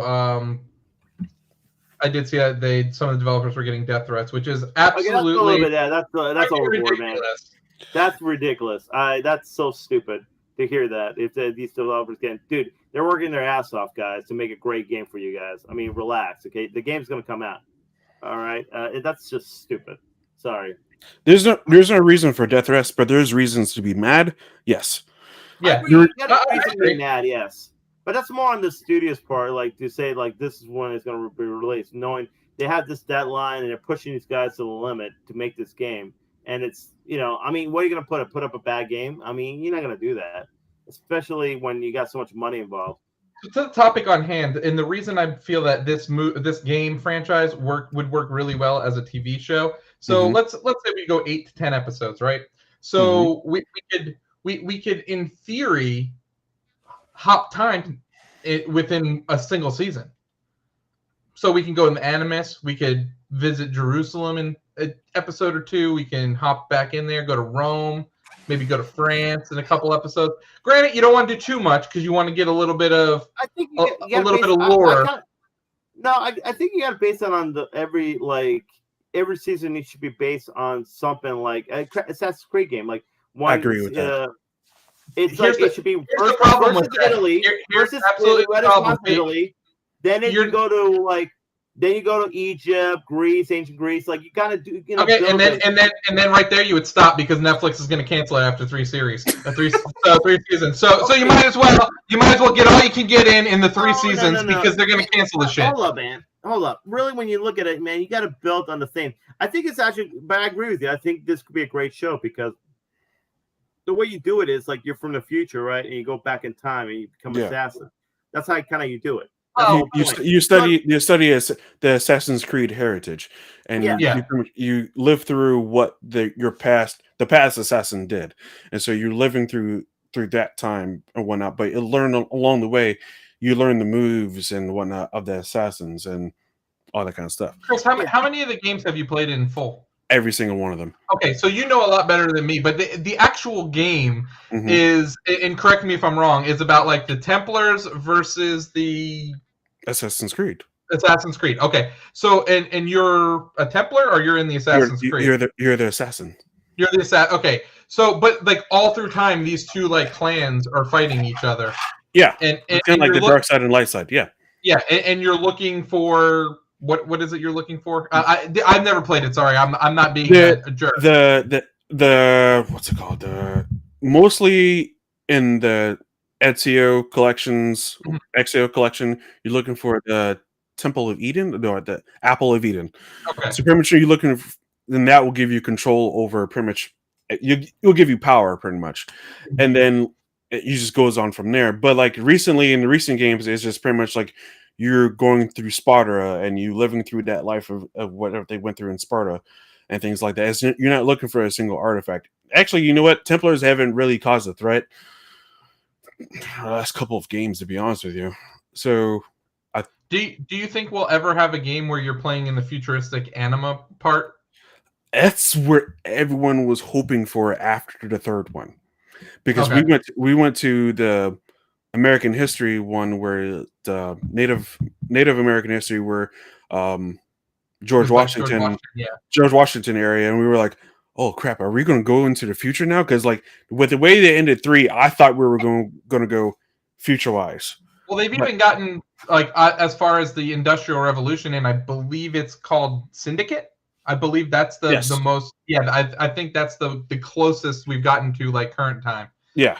But after that, it was like, oh well, let's go back to Egypt. You know, let's go all the way back. Let's go all the way back to Egypt, where everyone's like, you have to worry about alligators in the water and things like that. Yeah, Valhalla looks amazing, by the way.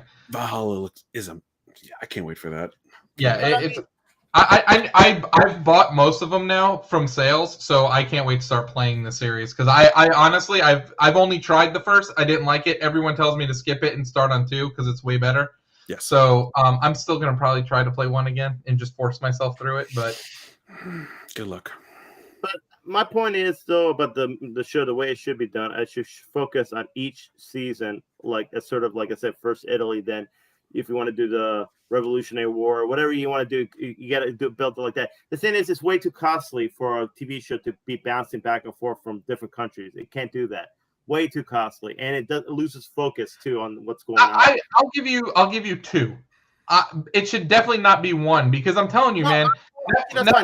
Netflix is going to cancel it after 3 seasons. I'm already mad at Netflix for canceling Away. I just watched that with Hilary Swank. I enjoyed it, and they canceled it 1 season. Boom, gone. Well, wasn't there a cell phone in space or something like that? Scriven posted something like using cell phones in space. Yeah, they had tablets. I mean, they were also going to Mars on a manned mission. So, I mean... hey, we just found water on Moon. So, I mean, anything is possible these days. In the WWE, anything is possible. But, I mean... But I do think, though, I don't think they're gonna like cancel unless it gets bad ratings. They'll cancel. You know, if nobody's watching it. But I mean, I'm pretty sure this is gonna be a really big show. They're gonna invest money on it. I've read into reasons why they cancel stuff after the 3rd season, and I guess that's where it starts costing them so much money. To bring everybody back for a 3rd season or after a 3rd season for a 4th season. So that's why you see most of their shows canceled after that. But here's the thing, though. You got to also realize one thing. If you look at a show like Game of Thrones, what did that do for HBO? HBO brought so many subscribers. if you have something that's really great, it'll bring a lot of subscribers in. So if they can really nail Assassin's Creed, it's just going to bring in more subscribers back to Netflix. So that's all that matters, man. Make it a great show. If you can make a great show, it'll bring more subscribers. Aren't we at the point though where Netflix is saturated? I feel like Netflix is saturated. I don't think it's saturated. I think people. You don't think so? You don't think you think they can still grow their user base? Yeah. I think they can, absolutely, because there are people who will actually unsubscribe Netflix a lot. Some people just be like, I'm tired of Netflix. I'm not gonna, boom. I feel like look at the big stars that are actually showing up on Netflix this year. Just take a look at that. Jamie Foxx, Hilary Swank. You got a George Clooney movie, directed by George Clooney movie, coming out in December. Also, as well in the movie, some other people in there as well. There's like actual known actors, and you have Will Smith in Bright coming back for Bright 2. We have all these big name actors, even Charlize Theron, and it's like they're getting all these big actors, and like people will sometimes watch things just because the fact that the actor is in them. So say the fact like, oh yeah, I like that actor, I'm gonna go watch this movie. Like say the fact that I like the Omar Epps movie because I like Omar Epps. So exactly, if a Leonardo DiCaprio and next Brad Pitt movie they starting together, you're like, we're gonna go on Netflix, and boom, there you go. Take for instance the next Netflix movie, next Rock movie. Sandler. No, the Rock movie. The Rock movie starring with Ryan Reynolds. You don't think that's going to bring in people? That'll bring in people. I just like. I guess I got to look at their numbers. I feel like their subscriber base hasn't moved in a while. That's the reason I just say that. Here's my question though, Ant. Didn't you unsubscribe Netflix? Don't you now have Netflix anymore? Because I think I am unsubscribed and I now share. Okay, well, that's a good point, right? That's my point. Like sometimes some people just be like, I don't want to pay for this anymore. There's nothing really to watch right now on Netflix. I'd rather get Disney Plus or something else, or Hulu or Amazon, there's so many now different streaming sites. You have so many options now. You don't have to rely on Netflix alone. No, I know. I just as of third quarter 2020, they have 167 million subscribers around the world. Oh no, I'm sorry. That was at the end of 2000. Dude, this is weird. This is a weird website. They're not really giving me good numbers. I heard the third quarter didn't do well, actually. Yeah, they're actually plateauing, I believe, in subscribers. Yeah, it went okay. So yeah, from quarter 2 to this is for just US numbers, but from quarter 2 to quarter 3, they went from 72.9 million to 73.08 million. So they added what would that be? A little over a million. Almost 180,000 users. Yeah, they'll literally be like all the kids who turn 18 and have to get their own Netflix account. Boom. Yeah. And that's not really that much. That doesn't show that much growth, and they're all about growth. You know what I'm saying? So, but also as well that you got to look at their view count of what comes out as well, because everything they come out with, the counts could be freaking shared or whatnot, and say like a fact of a movie coming out and like how many people are watching the movie. Like say for instance, Borat 2 came out on Amazon Prime this weekend, and it's claiming that tens of millions of people watched it. I didn't watch it. I didn't watch either, but I don't have Amazon, so. Well, you got to think of it too. Though. Right now, nobody's really watching anything. You can't go watching the movie. We have movie theaters to go watch movies in right now. So they have these like streaming sites they can watch these things. So I can see movies like Borat being very successful because of that. Yeah. So yeah, it's just like right now we're in weird times when it comes to this stuff because of lack of entertainment. So yeah, but I'm pretty sure if. Back to this though. Yeah, I'm pretty sure this will be great if Netflix can do it right. Yes, this would be great. Yeah, if it's done right. And so far, from what they have done with, I say, Castlevania, and hopefully the Resident Evil show, hopefully it does well. So one can only hope that The Witcher, they've done very well with Witcher. Yeah. So this could actually be good. So let's leave it at that. Next up, Mr. Bond was almost purchased for $600 million from Netflix or Amazon or Apple TV, but never got the deal done before that's a lot of bones. Yeah. But could you imagine if I don't know if like 600 million isn't Now, would you have gotten the whole Bond collection for that much? Oh, No. then yeah, just the movie. Just the movie. For one movie that you don't even really own. Yeah, I'm out. I'm out of that. Yeah. It's good for the MGM though, for the movie studio, because really when you think, but in the same time they're still losing money, because even if it does come out on for what was the 600 last million, one called, guys? Spectre. Spectre. SPECTRE. Because really, when you think about it, the Bond movies are $1 billion movies. Most of the time, they make Are they? close to. That's what I was about. That's what I was about to look up. I don't think the last one was. Maybe the last one, no. Skyfall was. I can tell you that. Skyfall, I think, it made $1 billion, didn't it? I think Spectre did not, but I think the Quantum of Solace, I don't think it did. Casino Royale probably. Casino Royale did. Might have, yeah. Well, I think worldwide gross for Spectre $880 million. Close. Worldwide How about Skyfall? Skyfall was worldwide $1.1 billion. Yeah. You know why? It's because Spectre, unfortunately, did not do. It wasn't a good. Like it was good, but not great. It was. It kind of fell a little bit on. Quantum of Solace. That freaking writer's strike bullshit crap of a movie. Yeah. 589 million worldwide. Yeah. Wasn't that good? Casino Royale. Since 1.2. 1.2 billion. Is that a guess or you know? That's a guess. That is a guess. 616 worldwide. Huh? Yeah. You know what though? No. I tell you the reason why. Because I remember, I think a lot of people were not expecting that movie to be that good. I guarantee a lot of people were giving Daniel. They didn't like the Daniel Craig pick. Yeah. And then after they seen it, they're like, "Oh."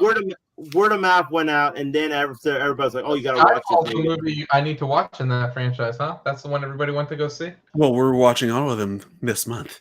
Oh, nice. To me, Casino Royale is the best one out of the bunch, though. I love Casino Royale. I've seen that one. That's a great one. Be prepared to see it in 4K. Wait a minute. Hold up. And you only seen Casino Royale. You never seen any other James Bond movie? I think I've seen Quantum of Solace as well. You saw the beginning of it. We didn't watch all of it. Oh, okay. Then I've only seen the beginning of it. There you go. Ant, seriously? Yeah, seriously. Unbelievable. This man hasn't seen anything past Ghost Protocol and Mission Impossible series. Are you really expecting anything less? Unbelievable. There was a moment in time when I stopped watching movies. I didn't watch a lot of movies, so I'm only catching up on it. Like really around 2012. I like from between 2012 and now. Like I'm only now catching up on a lot of the movies. So I was watching more TV shows. I was watching stuff like The Shield and 24 and Prison Break and Lost and all. Like, dude, like you name it, dude. I watched Breaking Bad, The Sons of Anarchy, Dexter, Weeds, Walking Dead. Dude, I'm telling you, I was way like gung ho TV shows, and only now I've been catching up on some of the movies I've been missing. Yeah. All right. So, No Time to Die coming out next year. We'll see what happens with it. Same in Mission. Huh? I don't know what Devin's talking about. Anyway, moving on. So, Marvel cast Mr. Oscar Isaac as MCU's Moon Knight, which will be a Disney Plus series coming soon. So he's gonna do the what you call it, the triple play, huh? The Star Wars, Marvel, no, he's doing the Marvel triple play. X-Men, Spider-Man, Moon Knight. Oh yeah, he was Apocalypse. Yep, and then he voiced Spider-Man. Yeah, in Spider-Verse, Into the Spider-Verse. Oh, did he? Yes. Yeah. He's the voice of older Spider-Man? No. What's he the voice of? He was like you. He was the 2099 one at the end. Oh yeah. Oh, you're talking about the triple threat, man, the triple play. $20.99 at the very end. Miguel, I think Miguel O'Reilly. I want to say, or I want to say, yeah. So, okay. he will be the first crossover character from the X-Men to the Marvel MCU. We were just talking about that last week. So I just want to say that yes, I'm happy with this casting and I love Moon Knight as a character. Moon Knight's one of the better. Explain that character to me, because I have no idea who the so freak I'll Moon Knight explain is. this character to you. So Moon Knight, the best description of Moon Knight is a lot of people call him the MCU's Batman. That's what a lot of people call him because Mark Spector, who's supposed to be Moon Knight. Here's the story of it. So Moon Knight was Mark Spector was he's a mercenary who was I guess he went on this got hired to do this Egyptian excavation, and I think he was left for dead or something like that. But then somehow this Egyptian god named Khoshu revived him and told him he needs to kind of be this vigilante, this kind of for be this avenger, vigilante, whatever, and this and that. So that's what happened. Now and he plays different people. Like for instance, he's Mark Spector, the mercenary. He also is Mark Spector, the billionaire, because he got all his money. I guess all the money he got it from mercenary. He actually invested it in stocks and became rich with that. And he also plays another alias, like a taxi driver, to get information about what's going on in the streets and all that stuff. Man, so he has different aliases. Biography right on. I'm looking. I'm reading along with them on. Pretty good. Yeah, right on, dude. Right on. Okay. So yeah, he's placed his different aliases in order to, and then he becomes Moon Knight, of course. But the thing about Mark Spector is because he worships this guy named Khoshu, who tells him what to to become this Avenger, this vigilante, and all that stuff. But sometimes the way they play it around is that it's all in his head. He's crazy. He's absolutely he's insane. Yes, and that's what makes it cool about this character is the fact that they play around that he's actually insane. That he actually has these split personalities, and he's really is insane. So and that's what's great about Moon Knight. But Moon Knight has a lot of Batman stuff. He's he definitely knows martial arts and all that. He has these weapons, how Batman has bangerangs. He has these shurikens that are shaped as crescent moons, and he has other type of weapons too and all that stuff.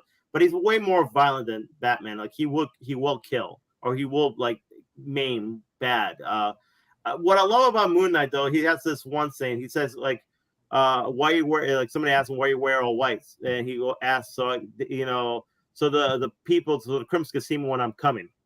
That's his main thing. That's why so he doesn't really care. He's he has no fear of anything. He just doesn't care. He will go out there and pretty much if somebody's shooting at him, he just doesn't care. He doesn't really try to he doesn't act all stealth like Batman does. He just goes he'll go into a huge brawl, and it doesn't matter to him. So, but he's a really but he's a really cool character, and I love the fact that Play was this he's a very psychological character. So he does have this split personality and sometimes almost schizophrenia that that he has to deal with. But I also like the fact that he's actually a Jewish character. So I don't think there's too many Jewish characters in comic books. So superheroes, I should say. So that's good that he's actually a Jewish superhero. So I like that also factor. But Oscar Isaac is a great actor. I think he can definitely play around that being Moon Knight and also having that whole insane kind of psychological part of it. So, okay. Am I right, Ed? Are you? Yeah, you pretty much nailed it on the head. I have a question then. So, would you consider this being too dark for Disney Plus? It should be rated R. It should definitely be. From everything you were saying, it sounds like very it should dark. be rated R. It should not rated R, but immature. It should be mature because there's certain elements, especially the newer Moon Knight. Especially I wouldn't say that extreme, but especially the newer Moon Knight. Because I read a little bit of his comics and all that. He literally goes into this warehouse for criminals. We're all in white. He has a white suit and white mask. He doesn't have the suit. He just And he goes comes with out it. looking like Daredevil. Yeah, he literally he goes in there and starts beating the shit out of these criminals, like literally beating the shit out of them, like with a baseball bat or whatever. Just goes out there and he's like Daredevil, like kind of like that, like Daredevil in the Netflix, but a little more extreme, I want to say. Huh. And so yeah, he and like I said, he probably would kill if he had Would to. you say like equivalent of Punisher then? Between Daredevil and Punisher. Okay, between there. So he's like 3/4 measure. He's Yeah. not half measure, full measure. He's Like he's not gonna go. He doesn't kill. Like he doesn't like necessarily will kill just to kill. Like he's not just gonna go over there and be like, okay, I'm gonna kill this guy. I don't think Punisher kills just to kill. He does. He kills. Punisher kills to kill. Like he kills, doesn't. He kills to punish, Pete. But I'm saying no. He doesn't never. He doesn't leave any. He doesn't take no prisoners. He actually kills the prisoners. Whereas Moon Knight just beats the shit out of them. Like he does. It's more like he'll beat him to a pulp or whatever, and doesn't really. I know Batman does that, but I think he has like sort of rules. Moon Knight doesn't really have a rule. Like he doesn't care. Like he'll just he has no real like balance. You know what I'm saying? Yeah. So yeah, but I would say it should be more mature if they want to pull this right. All right. So it could be on Hulu then at that point. I honestly believe. My theory is that Disney they're gonna try to get away from that. Like they're gonna have family friendly stuff, but they're gonna have their whole like mature content too. I have a feeling that Disney's gonna go to that route. I don't see them keeping this whole family friendly streaming site, because in the end of the day, man, they got so much content, they got so many things like that's under their umbrella. It's just gonna be wasted. Why don't you just put it on Disney Plus, man? Especially if you really want subscribers, and especially the fact they lost so much money this year. They're gonna. I'm sooner or later just gonna what, screw it. We got parental whatever guidelines. Yes. So, and to be honest, man, like I agree, man. You can't do think about it too. Blade can be PG-13. Blade's got to be rated R. I'm sorry, dude. I agree. No way you can do that PG-13 with vampires and the way he kills them. No freaking way. I'm sorry. That's rated R, dude. It's not going to go well. I'm sorry if it's PG-13. Not that content. Not a horror movie like that. Or, so yeah, no. So because was Morbius going to be PG-13? They didn't have a date. They didn't have a rating. Okay, because I was going to say, that looks pretty mature content too. So Venom was PG-13, right? Yes. Yeah, but don't blame that on being PG-13. That was just a bad movie. Yeah, but I'm saying though they can get away with so much more. They had things cut out so to make it PG-13 because they did want to make it rated R, but somebody was like, "No, we want to keep it PG-13 friendly." You know what? To be honest, though, I noticed that too. They have elements where it looked dark, and then the elements where it try to look PG-13. And I'm saying that if this should go all the way, you know what I'm saying? If you're gonna go all the way, like some characters, I'm sorry, they're rated R characters, they're mature characters. Like Moon Knight is one, Punisher's another. Blade's another. They've got to go mature. You can't have those characters be. Even Daredevil, in a sense, needs to be mature because of the content of this character. You know what I'm saying? Like Spider-Man, yes, PG-13. Like Captain America, PG-13. Iron Man, those are like PG-13. But those stuff is more mature. And I think they need to go that route. So I hope they do that. All right. So moving on from this. This is going to be a surprise. I'm just going to go ahead and just do it. Boom. Bounty hunting is a complicated profession. This being the case, a man of your skill should make short work of this. What it is, I don't know. But what it does, this I've heard rumors of. I have spoken. Any idea what they're gonna do with it? The kid's coming with me. Better chance at a life. I'm gonna need help. I'm in. They all hate you, Bando.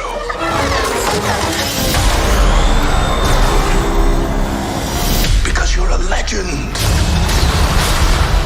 Like Creed, you are as its father. Who's he tracking? The child. Then they'll keep coming. You have something I want.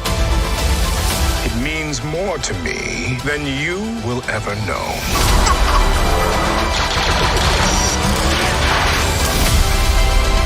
It will be mine. Come on, baby. Do the magic hand thing.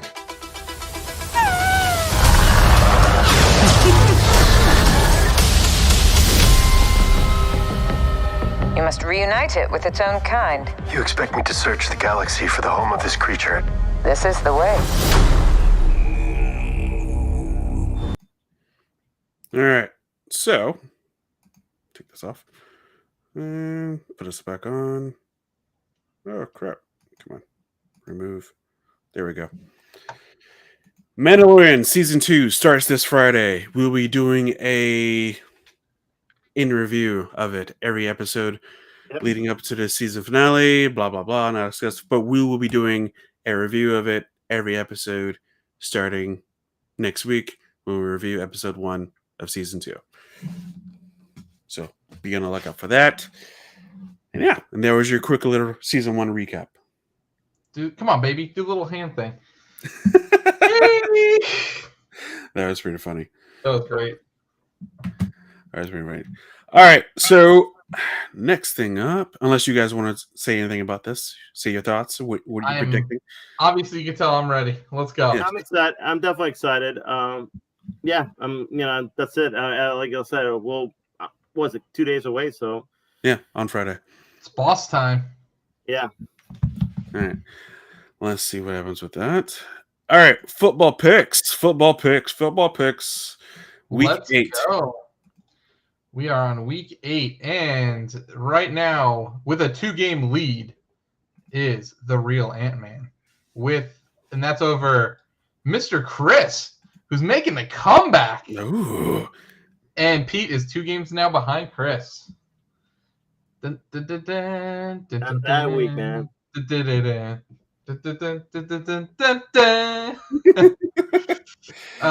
Here we go. So week 8, Thursday night game. Yes, are you ready? Let's The go. Atlanta Falcons at the Carolina Panthers. I am going Carolina all the way. Yeah, Carolina. Then we have The Pittsburgh undefeated Steelers at the Baltimore Ravens. Ooh, damn. Oof. I am going to go Baltimore. No undefeated teams after this week.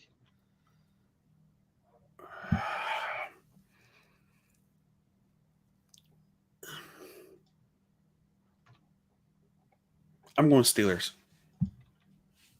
You know what? I'm gonna go Steelers too. Undefeated. All right. Oh, what's up, Mark? He's doing picks, man. Mark, I like it. Love it. All right. Next game, the LA Rams at the Miami Dolphins. Oh. Rams. Yeah, Rams. Give me 1 second, guys. Even though Tua is going to be playing, isn't he playing that week? Yes, he is. Oh. You got to switch picks. All right, I'm good. No. I was No. putting it in the spreadsheet. All right. All right. So next up, the New York Football Jets at the Kansas City Chiefs. That might be the biggest lopsided win of all time.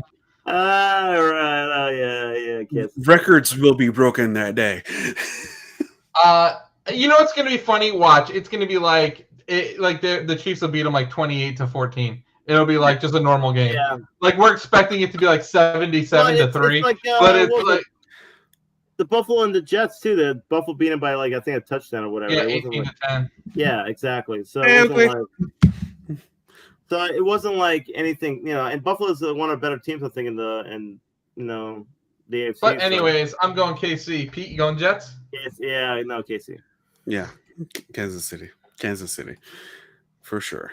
All right, next up, the Minnesota Vikings at the Green Bay Packers. Green Bay. Vikings Green Bay. have only won 1 game. Yeah, Green Bay. Oh, looks like is it? Oh, the Jets are leading the Trevor Lawrence sweepstakes. They are. We're probably not gonna even get him, man. He's probably gonna play one more year over there. And Yeah, he's going to see the Jets get the pick. He's like, I'm playing college again. yeah, probably. Better team. Hey, we'll still get the first pick. We'll still get somebody though. All right. Next up, the Indianapolis Colts at the Detroit Lions. Oh, I'm going Colts. going Lions. Yeah, go Colts. All right, go ahead. All right. Next up, the the Las Vegas Raiders at the Cleveland Browns with no Odell because he's gone for the year. I'm gonna go Raiders. Raiders. You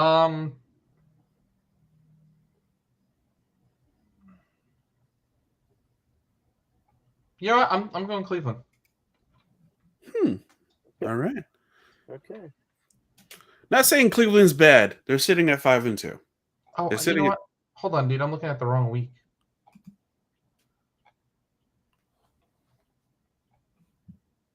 That's why I got like thrown off. Oh, Okay, we're good. Sorry. we're good. Yep. Okay. All right. Next game, Tennessee Titans at the Cincinnati Bengals. Titans. Titans.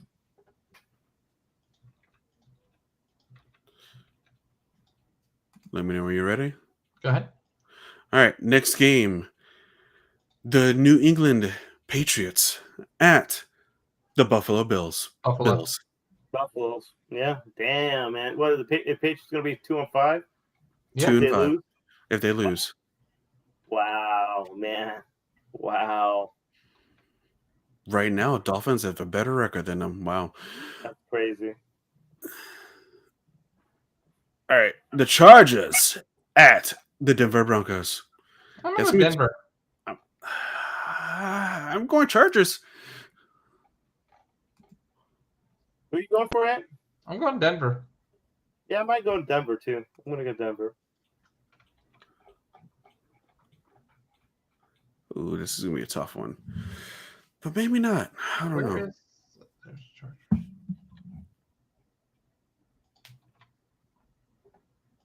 All right, go ahead. All right, the San Francisco 49ers at the Seattle Seahawks. I'm going Seattle. Yeah. Even after the debacle on Monday. Yeah, even after the debacle, I'm still going Seattle. They picked up Carlos Dunlap. Ooh, the Baltimore Ravens picked up Des Bryant. Doesn't mean anything. That doesn't mean anything. Yeah, but one's a real NFL player. One's a real NFL player. The other one got signed onto the practice squad. Yeah, exactly. Oh man, I'm going to Seattle. Who you going with, Pete? Seattle. Okay. Next up, the New Orleans Saints at the Chicago Bears. Saints. You want Saints? You want Bears? Yep. At Chicago Bears, I'll say Bears. All right. Next up, fighting for the NFC least. The Eagles. Dallas Cowboys at the Philadelphia Eagles. Eagles. Eagles. Cowboys, I don't know what's going on with them. That's a sad team right there. Like, Cowboys are just, dude, they're literally second place for the worst team in the NFL right after the Jets. No, Giants are still worse. Giants are still the worst. You guys are worse than the Cowboys? Yes. We'll see next time we play them. Might be a different story. I don't know. I don't even know who they had quarterback anymore, man. Andy Dalton got hurt too. Yeah, that's true. Maybe So Mike they McCarthy will go in there. That whole team is just giving up on it. God. Yep. Like how do you have, if you're an offensive lineman, you protect the quarterback. So how does that helmet to helmet hit happen? And all the offensive linemen was like, huh? Yeah, and like no one even like defended him either. Like I don't care if you think Andy Dalton's the worst piece of crap there is in the world. That's your quarterback at the time. You Exactly. gotta defend him. Exactly. Mike Evans would just like go to bat with anyone if anyone hit Jameis Winston, but freaking nobody. Like, seriously? Yeah, dude. Honestly, if I was Andy Dalton, I'd be like, I ain't coming back to the team. I'd be like, screw these guys. Like, seriously. I'd be like, I'm done. Like, dude, no one comes to my defense after I just got freaking crushed. Dude, and the dude got kicked out of the game for a cheap shot. Yeah. Like that, like, and nobody went and like did anything. Like, that's ridiculous. No one did anything. Everyone was just like, "Oh, you're down." They poked him with a stick. Is he moving? It's like, "Oh, you good, bro? Oh, okay. All right, stay there." All right. Last game of the week. Tampa Bay Buccaneers against the New York Football Giants. Oh, let me see. Tampa Bay. I think you mean Tampa Bay. Yeah, Tampa Bay for sure. They're going to destroy it. Danny Football Dimes is going to be tripping over invisible wires again. I mean, like, literally, we're putting together the NFL. What was that thing that the butt fumble used to be on, Pete? The what was that called? Top 10 like worst plays of the week or something. Yeah, I mean, between the Giants and the Jets, I think we fill that up weekly. So yeah, I do. Yeah, it's not pretty. The things that are happening in New York right now, not pretty. Mm. Yeah, yep. and that's like really almost every sport except for baseball. Even one half of baseball, New York's looking pretty bad too. So yeah, that's true. It's not. Oh well, the Islanders did really well as well. So I can't say that. They're not too bad. But and the Rangers had the number 1 draft pick, so we might be moving back up into the world. The football team sucked, and the basketball team sucks. Dude, well, don't even talk about the basketball team. That's not it, dude. That's a very dark place I'm in right now. Y'all got the Brooklyn. Y'all got the Brooklyn Nets. Y'all still got them. You're right. Yeah, I can't do that, Chris. That's like you can't do that. You got Kyrie. You got Kevin Durant. You got those players. Rooting for the Brooklyn Nets, Chris, would be like your Bucks doing terrible, and then all of a sudden the Dolphins start doing good, and you're like, oh, I got the Dolphins. Yeah, that's the equivalent, and that's the equivalent, honestly. Yeah, wait. So New York, you can. That's a city in New York, though. So I mean, just because you gotta understand, Chris, they were New Jersey Nets. They were the Nets. Yeah, they were the Jersey Nets for years. Yeah, I moved to Brooklyn, so it's kind of you still think of it as New Jersey Nets. I mean, the only basketball team in New York for years was the Knicks. Yeah. That's where we look at it, man. We're kind of old school like that. But even if they had like a second Tampa Bay team, like let's say they made a St. Pete, St. Pete Pirates. You're not gonna go root for the Pirates because they're playing better than the Bucks. I mean, it's just not gonna happen. Well, I'm not going. Well, I mean, I could root for the Dolphins because since I was born in Miami, so I mean, there's that. But I will never root for Jaguars. We do have a shot at the playoffs. It's the most ridiculous thing ever. We could make the playoffs with 6 wins, and I don't even want to see it happen because that's just an embarrassment to football and an embarrassment to everything that I've ever watched in football. And I don't want to see a 6-10 team make the playoffs. That's why they're called the NFC least. Yes. Anyway, Tampa Bay Bucks all the way because there's no way Giants are going to win this. No way. I'm glad we have that recorded, just in case. Just in case. Well, dude, you don't believe the Giants are going to win. Do you believe the Giants? Hell no, dude. They're going to get wrecked. Yeah, we got that recorded. We're not going to have Chris Godwin, and we're probably going to whoop you. There's a higher possibility that the Jets beat the Kansas City Chiefs than the Giants beating the Bucks this weekend. I'm just throwing it out there. That. No way. No. The Giants have. Why would you say that? Yeah, what would you say that? Because Adam Gates, man, Jets, Oh, Jets. Oh, dude, you could be a better coach than that guy, man. What are you saying? I can't coach?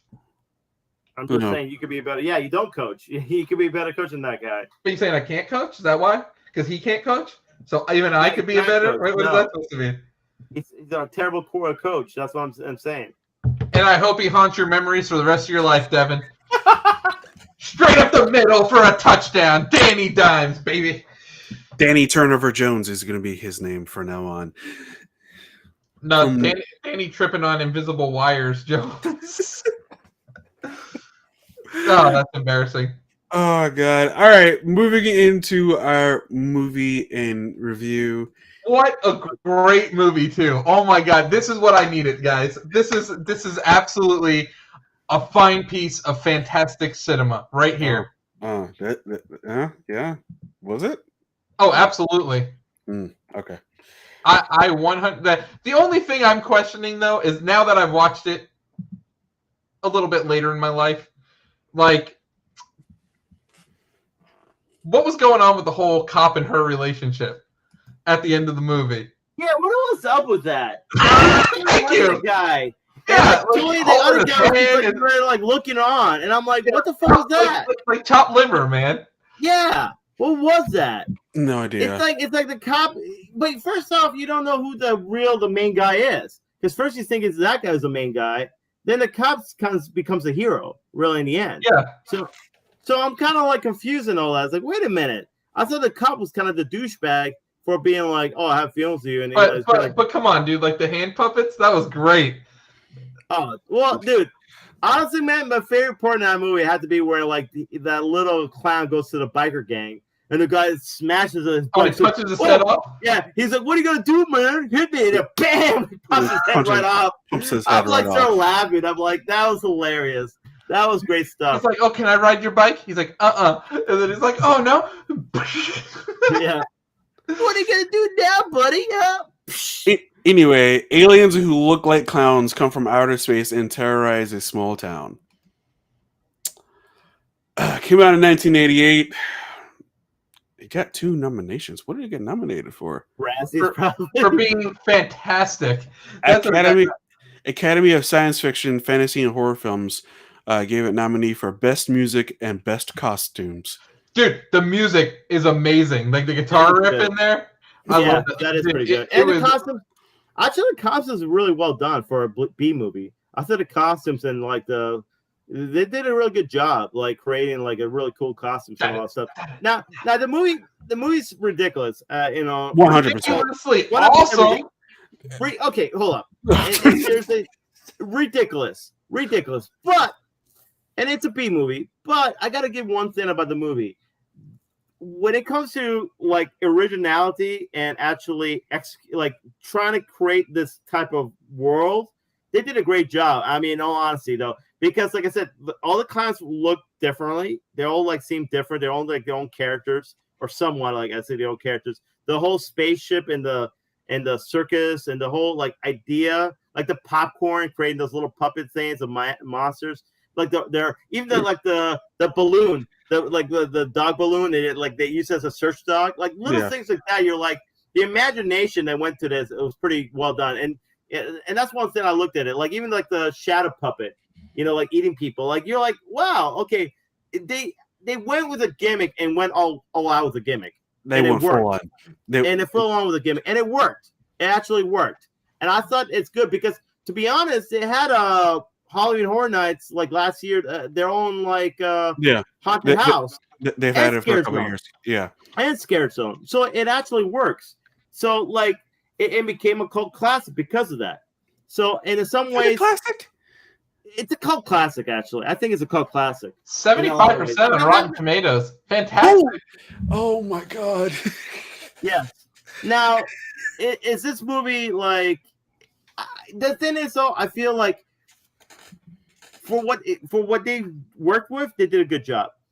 I would have liked to see more out of it. I would have liked to see a lot of more expansion and more kind of like, I would have liked to see a little bit more, like a little more, like maybe a sequel. No, I would like to see a sequel, a lot of more like, go in, dive into the whole why they're clowns, why they came from outer space, what they're about. You know what the problem is with that, Pete, is nowadays they would try to make it dark, and I don't want it to be dark. Well, yeah, to me, honest, this is like the Evil Dead. I know you guys hated the Evil Dead, but like that was like the Evil Dead, the same type of thing. I would rather watch Evil Dead again than watch this movie ever again. I 100% disagree. I'd rather watch this movie 20 times over again. Dude, I'd rather watch Evil Dead again. Come on. The puppet, they use the cop as a puppet. He stuck his arm in and started like moving his mouth. That was great stuff, man. The only thing I found enjoyable is watching the cop actually try to act and whatnot. I'm like, I know this dude from somewhere. And then it dawned on me. I know where I found him from. Where? From 24. Oh, what? Really? He's in Season 7. Okay. Oh, guys, guess what? There is a sequel that has been announced The Return of the Killer Clowns from Outer Space in 3D. Same director. After 30 years since the last invasion, the clowns once again try to take over Earth. The humans must stop them. It is When is this coming gonna come back. back? When is this gonna come back? When? Oh man, same director, so we know it's gonna be fantastic. When? Let me see. This is scheduled for. It's just been announced. They don't have a date. Oh, really? Just been announced? Well, not just, but they've talked about it. Dude, bring it back. Chris is like, can't Damn! believe what he's doing. Damn! Bring it back. Dude, like I said, though, the movie is ridiculous. But I feel like this is the movie that Scriven would enjoy. I feel like he would get it. He would get it. Oh man. Me and him have pretty similar tastes. I feel like he would think it's excellent, like I do. The fact that you can shoot them in the nose and they die because you shoot them in the nose is hilarious. You shoot them in the red nose and they die. I mean, you know, even that part, there's a dark part where like one of the clowns was trying to call this girl to come out and she had a huge mallet for this girl. You know what I'm saying? I'm like, come on. He has like a huge mallet. He's like, you know, like, sorry guys, they canceled it. Thank God. What a shame. Oh, dude, thank God. You know, it was actually the Sci-Fi Channel was trying to get it, so thank God they didn't make it. That would have been awful. You know what they should do? Netflix should get them. Some stream shots, you should buy them and do it. No. Anyway, they don't even have they have the budget for this movie with $2 million. They don't have anything else for it. So yeah. You know what we should watch next? We should watch Attack of the Killer Tomatoes. So, but it's no longer longer October. Guess who now officially owns the rights to Killer Clowns from Outer Space? Ooh. Disney. Yep, it was owned by 20th Century Fox prior. Bring it back, baby. They're not going to do anything with it. They're not going to do anything with it. You're probably right ultimately, but I mean this is begging for Hulu. I mean, hell, man, the whole pie scene when they threw all those pies at that like security guard and made him into like a sundae. I mean, come on, man, that's great. Like who comes up with that? They made it into a freaking sundae. And then they had that big like Tyrannosaurus clown. I mean, genius stuff. All right, fantastic. What's the movie for next week, Chris? Oh, we're starting it. We're starting it, huh? We're starting it. Boom. Casino Royale. Boom. Let's go. It's happening. Oh, thank goodness gracious. Actually, you know what? Yeah, we're starting it, but I'm actually going to be starting watching Freddy Krueger. Oh, you're not doing Friday the 13th?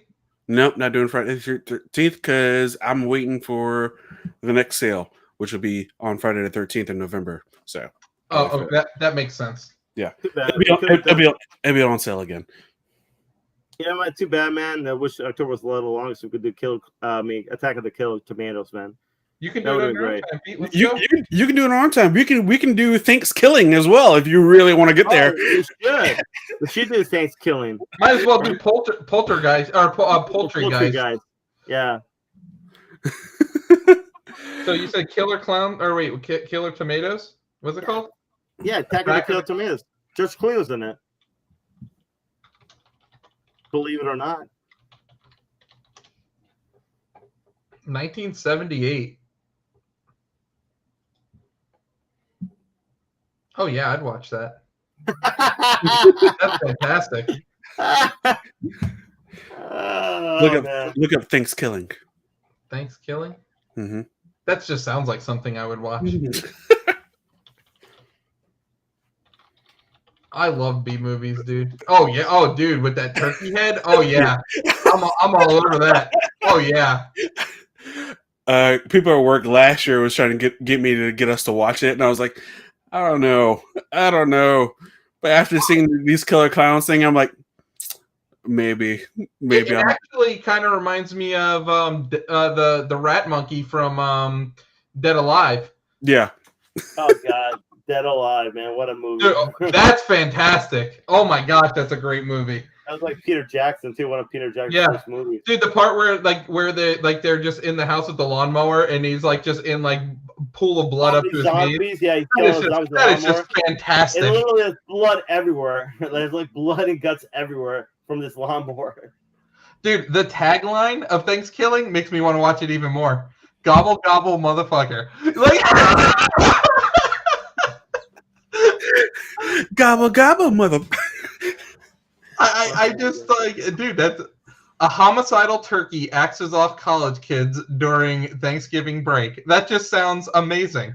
That sounds actually pretty amazing too. That really does. All right, we might actually end up watching that as well.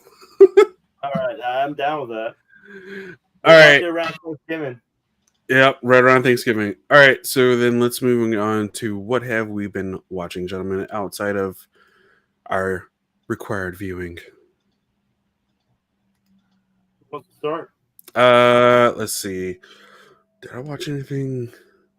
No, because I'm gonna start Freddy Krueger probably tomorrow night. Did I watch anything besides normal stuff like Undisputed? That's it. Yeah, that's all I've been watching. I watched a few episodes of Star Wars Rebels. Nothing really special on those episodes. I also watched the new season of Unsolved Mysteries. Pretty good. I would say it's at equal to the first season. I wouldn't say it's any better, any worse. But what was that? Was it on par? Yeah, on par. If you enjoyed the first season, you'll like it. If you didn't enjoy it, you're not gonna. It's probably not gonna change your mind on it. What else did I watch? That, I believe, is it. I don't think I've been watching anything else. How about you? I've been watching more Cobra Kai, actually. I've been watching... Great show. Yeah, it is a great show, actually. You know what? So I had to work early the next day, and I almost stayed too late watching it because I kept on watching, it kept on watching back. Because it left you in these cliffhangers. And you're always. Just okay, they are the king of the cliffhangers. Yes, and they really did leave you in cliffhangers. So you kind of watch, okay, I got to watch the next episode. I think watch 4 episodes in a row that one night. So yeah, it's a really great show. It's what's great about this show is because I don't think there's no really good guy and bad guy in the whole show. They're all kind of I think they're all in between. They're all like tweeners in a sense, because even though Johnny's a jerk, you kind of sympathize him because of the spot he's in, and Danny doesn't really make it any better, with the way he acts sometimes towards him, trying to ruin him. Yeah. I'm not going to get too much of the show away, but I really like the dynamic of it. I like the fact that it's a really cool dynamic because it's like I said, there's no really good guy, hero, villain. It's more like they're all tweeners. They're all kind of whatever. And it's great stuff and all that. And it's a very also kind of I would say family drama too, because it gets a little bit more very family drama throughout that season. I'm trying. There's one really cool part where I kind of marked out. Danny, I guess he kind of tries to go back to his old teachings, from Mr. Miyagi and how he learned from Mr. Miyagi. And by the end of the episode, he put his ski on from the Karate Kid and started practicing. And he played the old music from Karate Kid, and you get pumped. You're like, yes, he starts practicing again his karate stuff. So it's it's a great show, man. It's a great show because it takes a lot of elements from the old movies and puts it in this show, but also feels like something where new the kids. Yeah, it doesn't feel like it. What's that? No, I'm saying it doesn't feel like they're just doing callbacks to do callbacks. Yeah, all the callbacks make sense. Yes, because all the kids now they seem like today's kids. All the kids that you see in the show, they seem like today's kids. And one thing that's funny, so there's one part where Johnny takes this girl in, and she's kind of a nerd and all that stuff. And he's asking her questions and all well, what are you here, blah blah. Well, I get bullied a lot. I get cyberbullied and this and that. And It's like saying like, yeah, they always say this main sense like, oh man, and he's like, what a bunch of pussies. It's like, what happened to like being a bully, saying it to your face and all, like, yeah, you have that respect, now they're doing it this way, so, through the internet, like, because he's such an old school, like 80s guy, he doesn't even understand the culture nowadays, but it's just funny the way he acts, like, really? That's what they do nowadays? They don't even do it in front of you? But I love the fact that he actually also, like, even though they're like, the kids he's training are so different from him, he understands them too. He kind of you get to like understand how create this bond from him. So it's a great show, man. Really great show and all that. I haven't really finished season 1 yet, but I'm pretty sure I'm going to finish by the end of the week, and then we'll start season 2. So they're really doing a great show with that. Well then, okay. Was there anything else that you'd watch, Chris? It looked like you thought of something. Oh yeah, me and Gabe went through and finished the whole season of season 2 of The Boys. So I've watched the series now twice. Still, it's good. Still's good. Yeah, I gotta start watching that, man. That's the next thing I gotta start watching. Indeed. But gentlemen, what have we been playing? I'll first start off in saying the fact I've been playing NBA 2K21, trying to get ready for the next gen of that. Which, by the way, if you guys have not looked at the next gen gameplay of that, it looks amazing. It looks fantastic. Yeah, it does. I've seen the trailer of it. It looks crazy good. Yesterday they came out with the gameplay of it, of the actual, like, them playing the game of it. The way that everything moves and whatnot is like so silky smooth and like ridiculously insane. So can't wait to play that. And then I have been playing Ghosts of Tsushima, the multiplayer mode for that. It was actually pretty a lot of fun.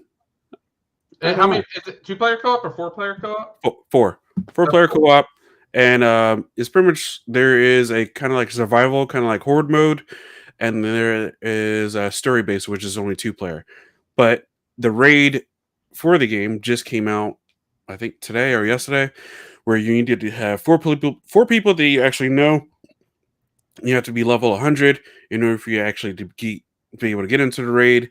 And there you go. There's a raid out for everyone, and it's cool. For free. Just for you, in fact, buying the game, you get everything for free. So that's also cool. That's very cool. I will be playing Watch Dogs Legion tomorrow on my computer, and maybe I'll stream. Maybe I'll stream it. I don't know. We'll see. But that's all I've been playing. I've been playing a little bit more Batman. Still haven't beaten it yet. I'm getting close. What else have I been playing? I've been playing Rocket League. They're doing the Haunted Hollows event right now. I've been playing Minecraft Dungeons because they're doing the Spooky Falls, I believe it's called, event right now. Mm-hmm. I'm just pretty much jumping on games that I've played, the events that they're doing for Halloween, so I can get the unlocks and stuff like that. Is there anything else I've been playing? I started playing Carto, the indie game that came out on the Game Pass. I'll explain that a little bit because it's kind of interesting. It's kind of like a Zelda game, but there's no combat. It's like an over-the-top one. And the way the game works is it's a puzzle-based game, but you have like map tiles that you have to move around, and you have to like move them around and like get them to connect in a certain way to unlock puzzles and stuff like that. So, but the cool thing is like you can like literally be on like a tile of land and move it around the map, and like you're now in a new area. So yeah, that's pretty interesting game. But yeah, that's about all I've been playing. I know my backlog's growing even more. I still got to get on Mad Max. I got to get on all the Assassin's Creeds that I've been purchasing. So I also picked up the 2 Darksider games, 1 and 2, for that were on sale for $10 in a bundle. So I got that. So Nice. that's now in my backlog. So my backlog is filling up by the day. Nice. What about you, Pete? You know what? I actually haven't played anything this week. I know. I'm probably gonna go back playing LA Noire though. I'm still like hooked on that game, so I'm gonna probably play that. But I really haven't played anything this week though. Sorry. All right. It's all good. Well, that's it that we have for you guys this evening. I hope you had a good one. I hope you enjoyed yourself watching us fool around and talk about Mandalorian and Killer Clowns from Outer Space. And we will be talking about Mr. Daniel Craig and James Bond starting next week with Casino Royale. But until then, I am King Black Cherry, Also, Mandalorian. We're talking about that as well. Yeah. Yes. I am the real Ant-Man. Eat up.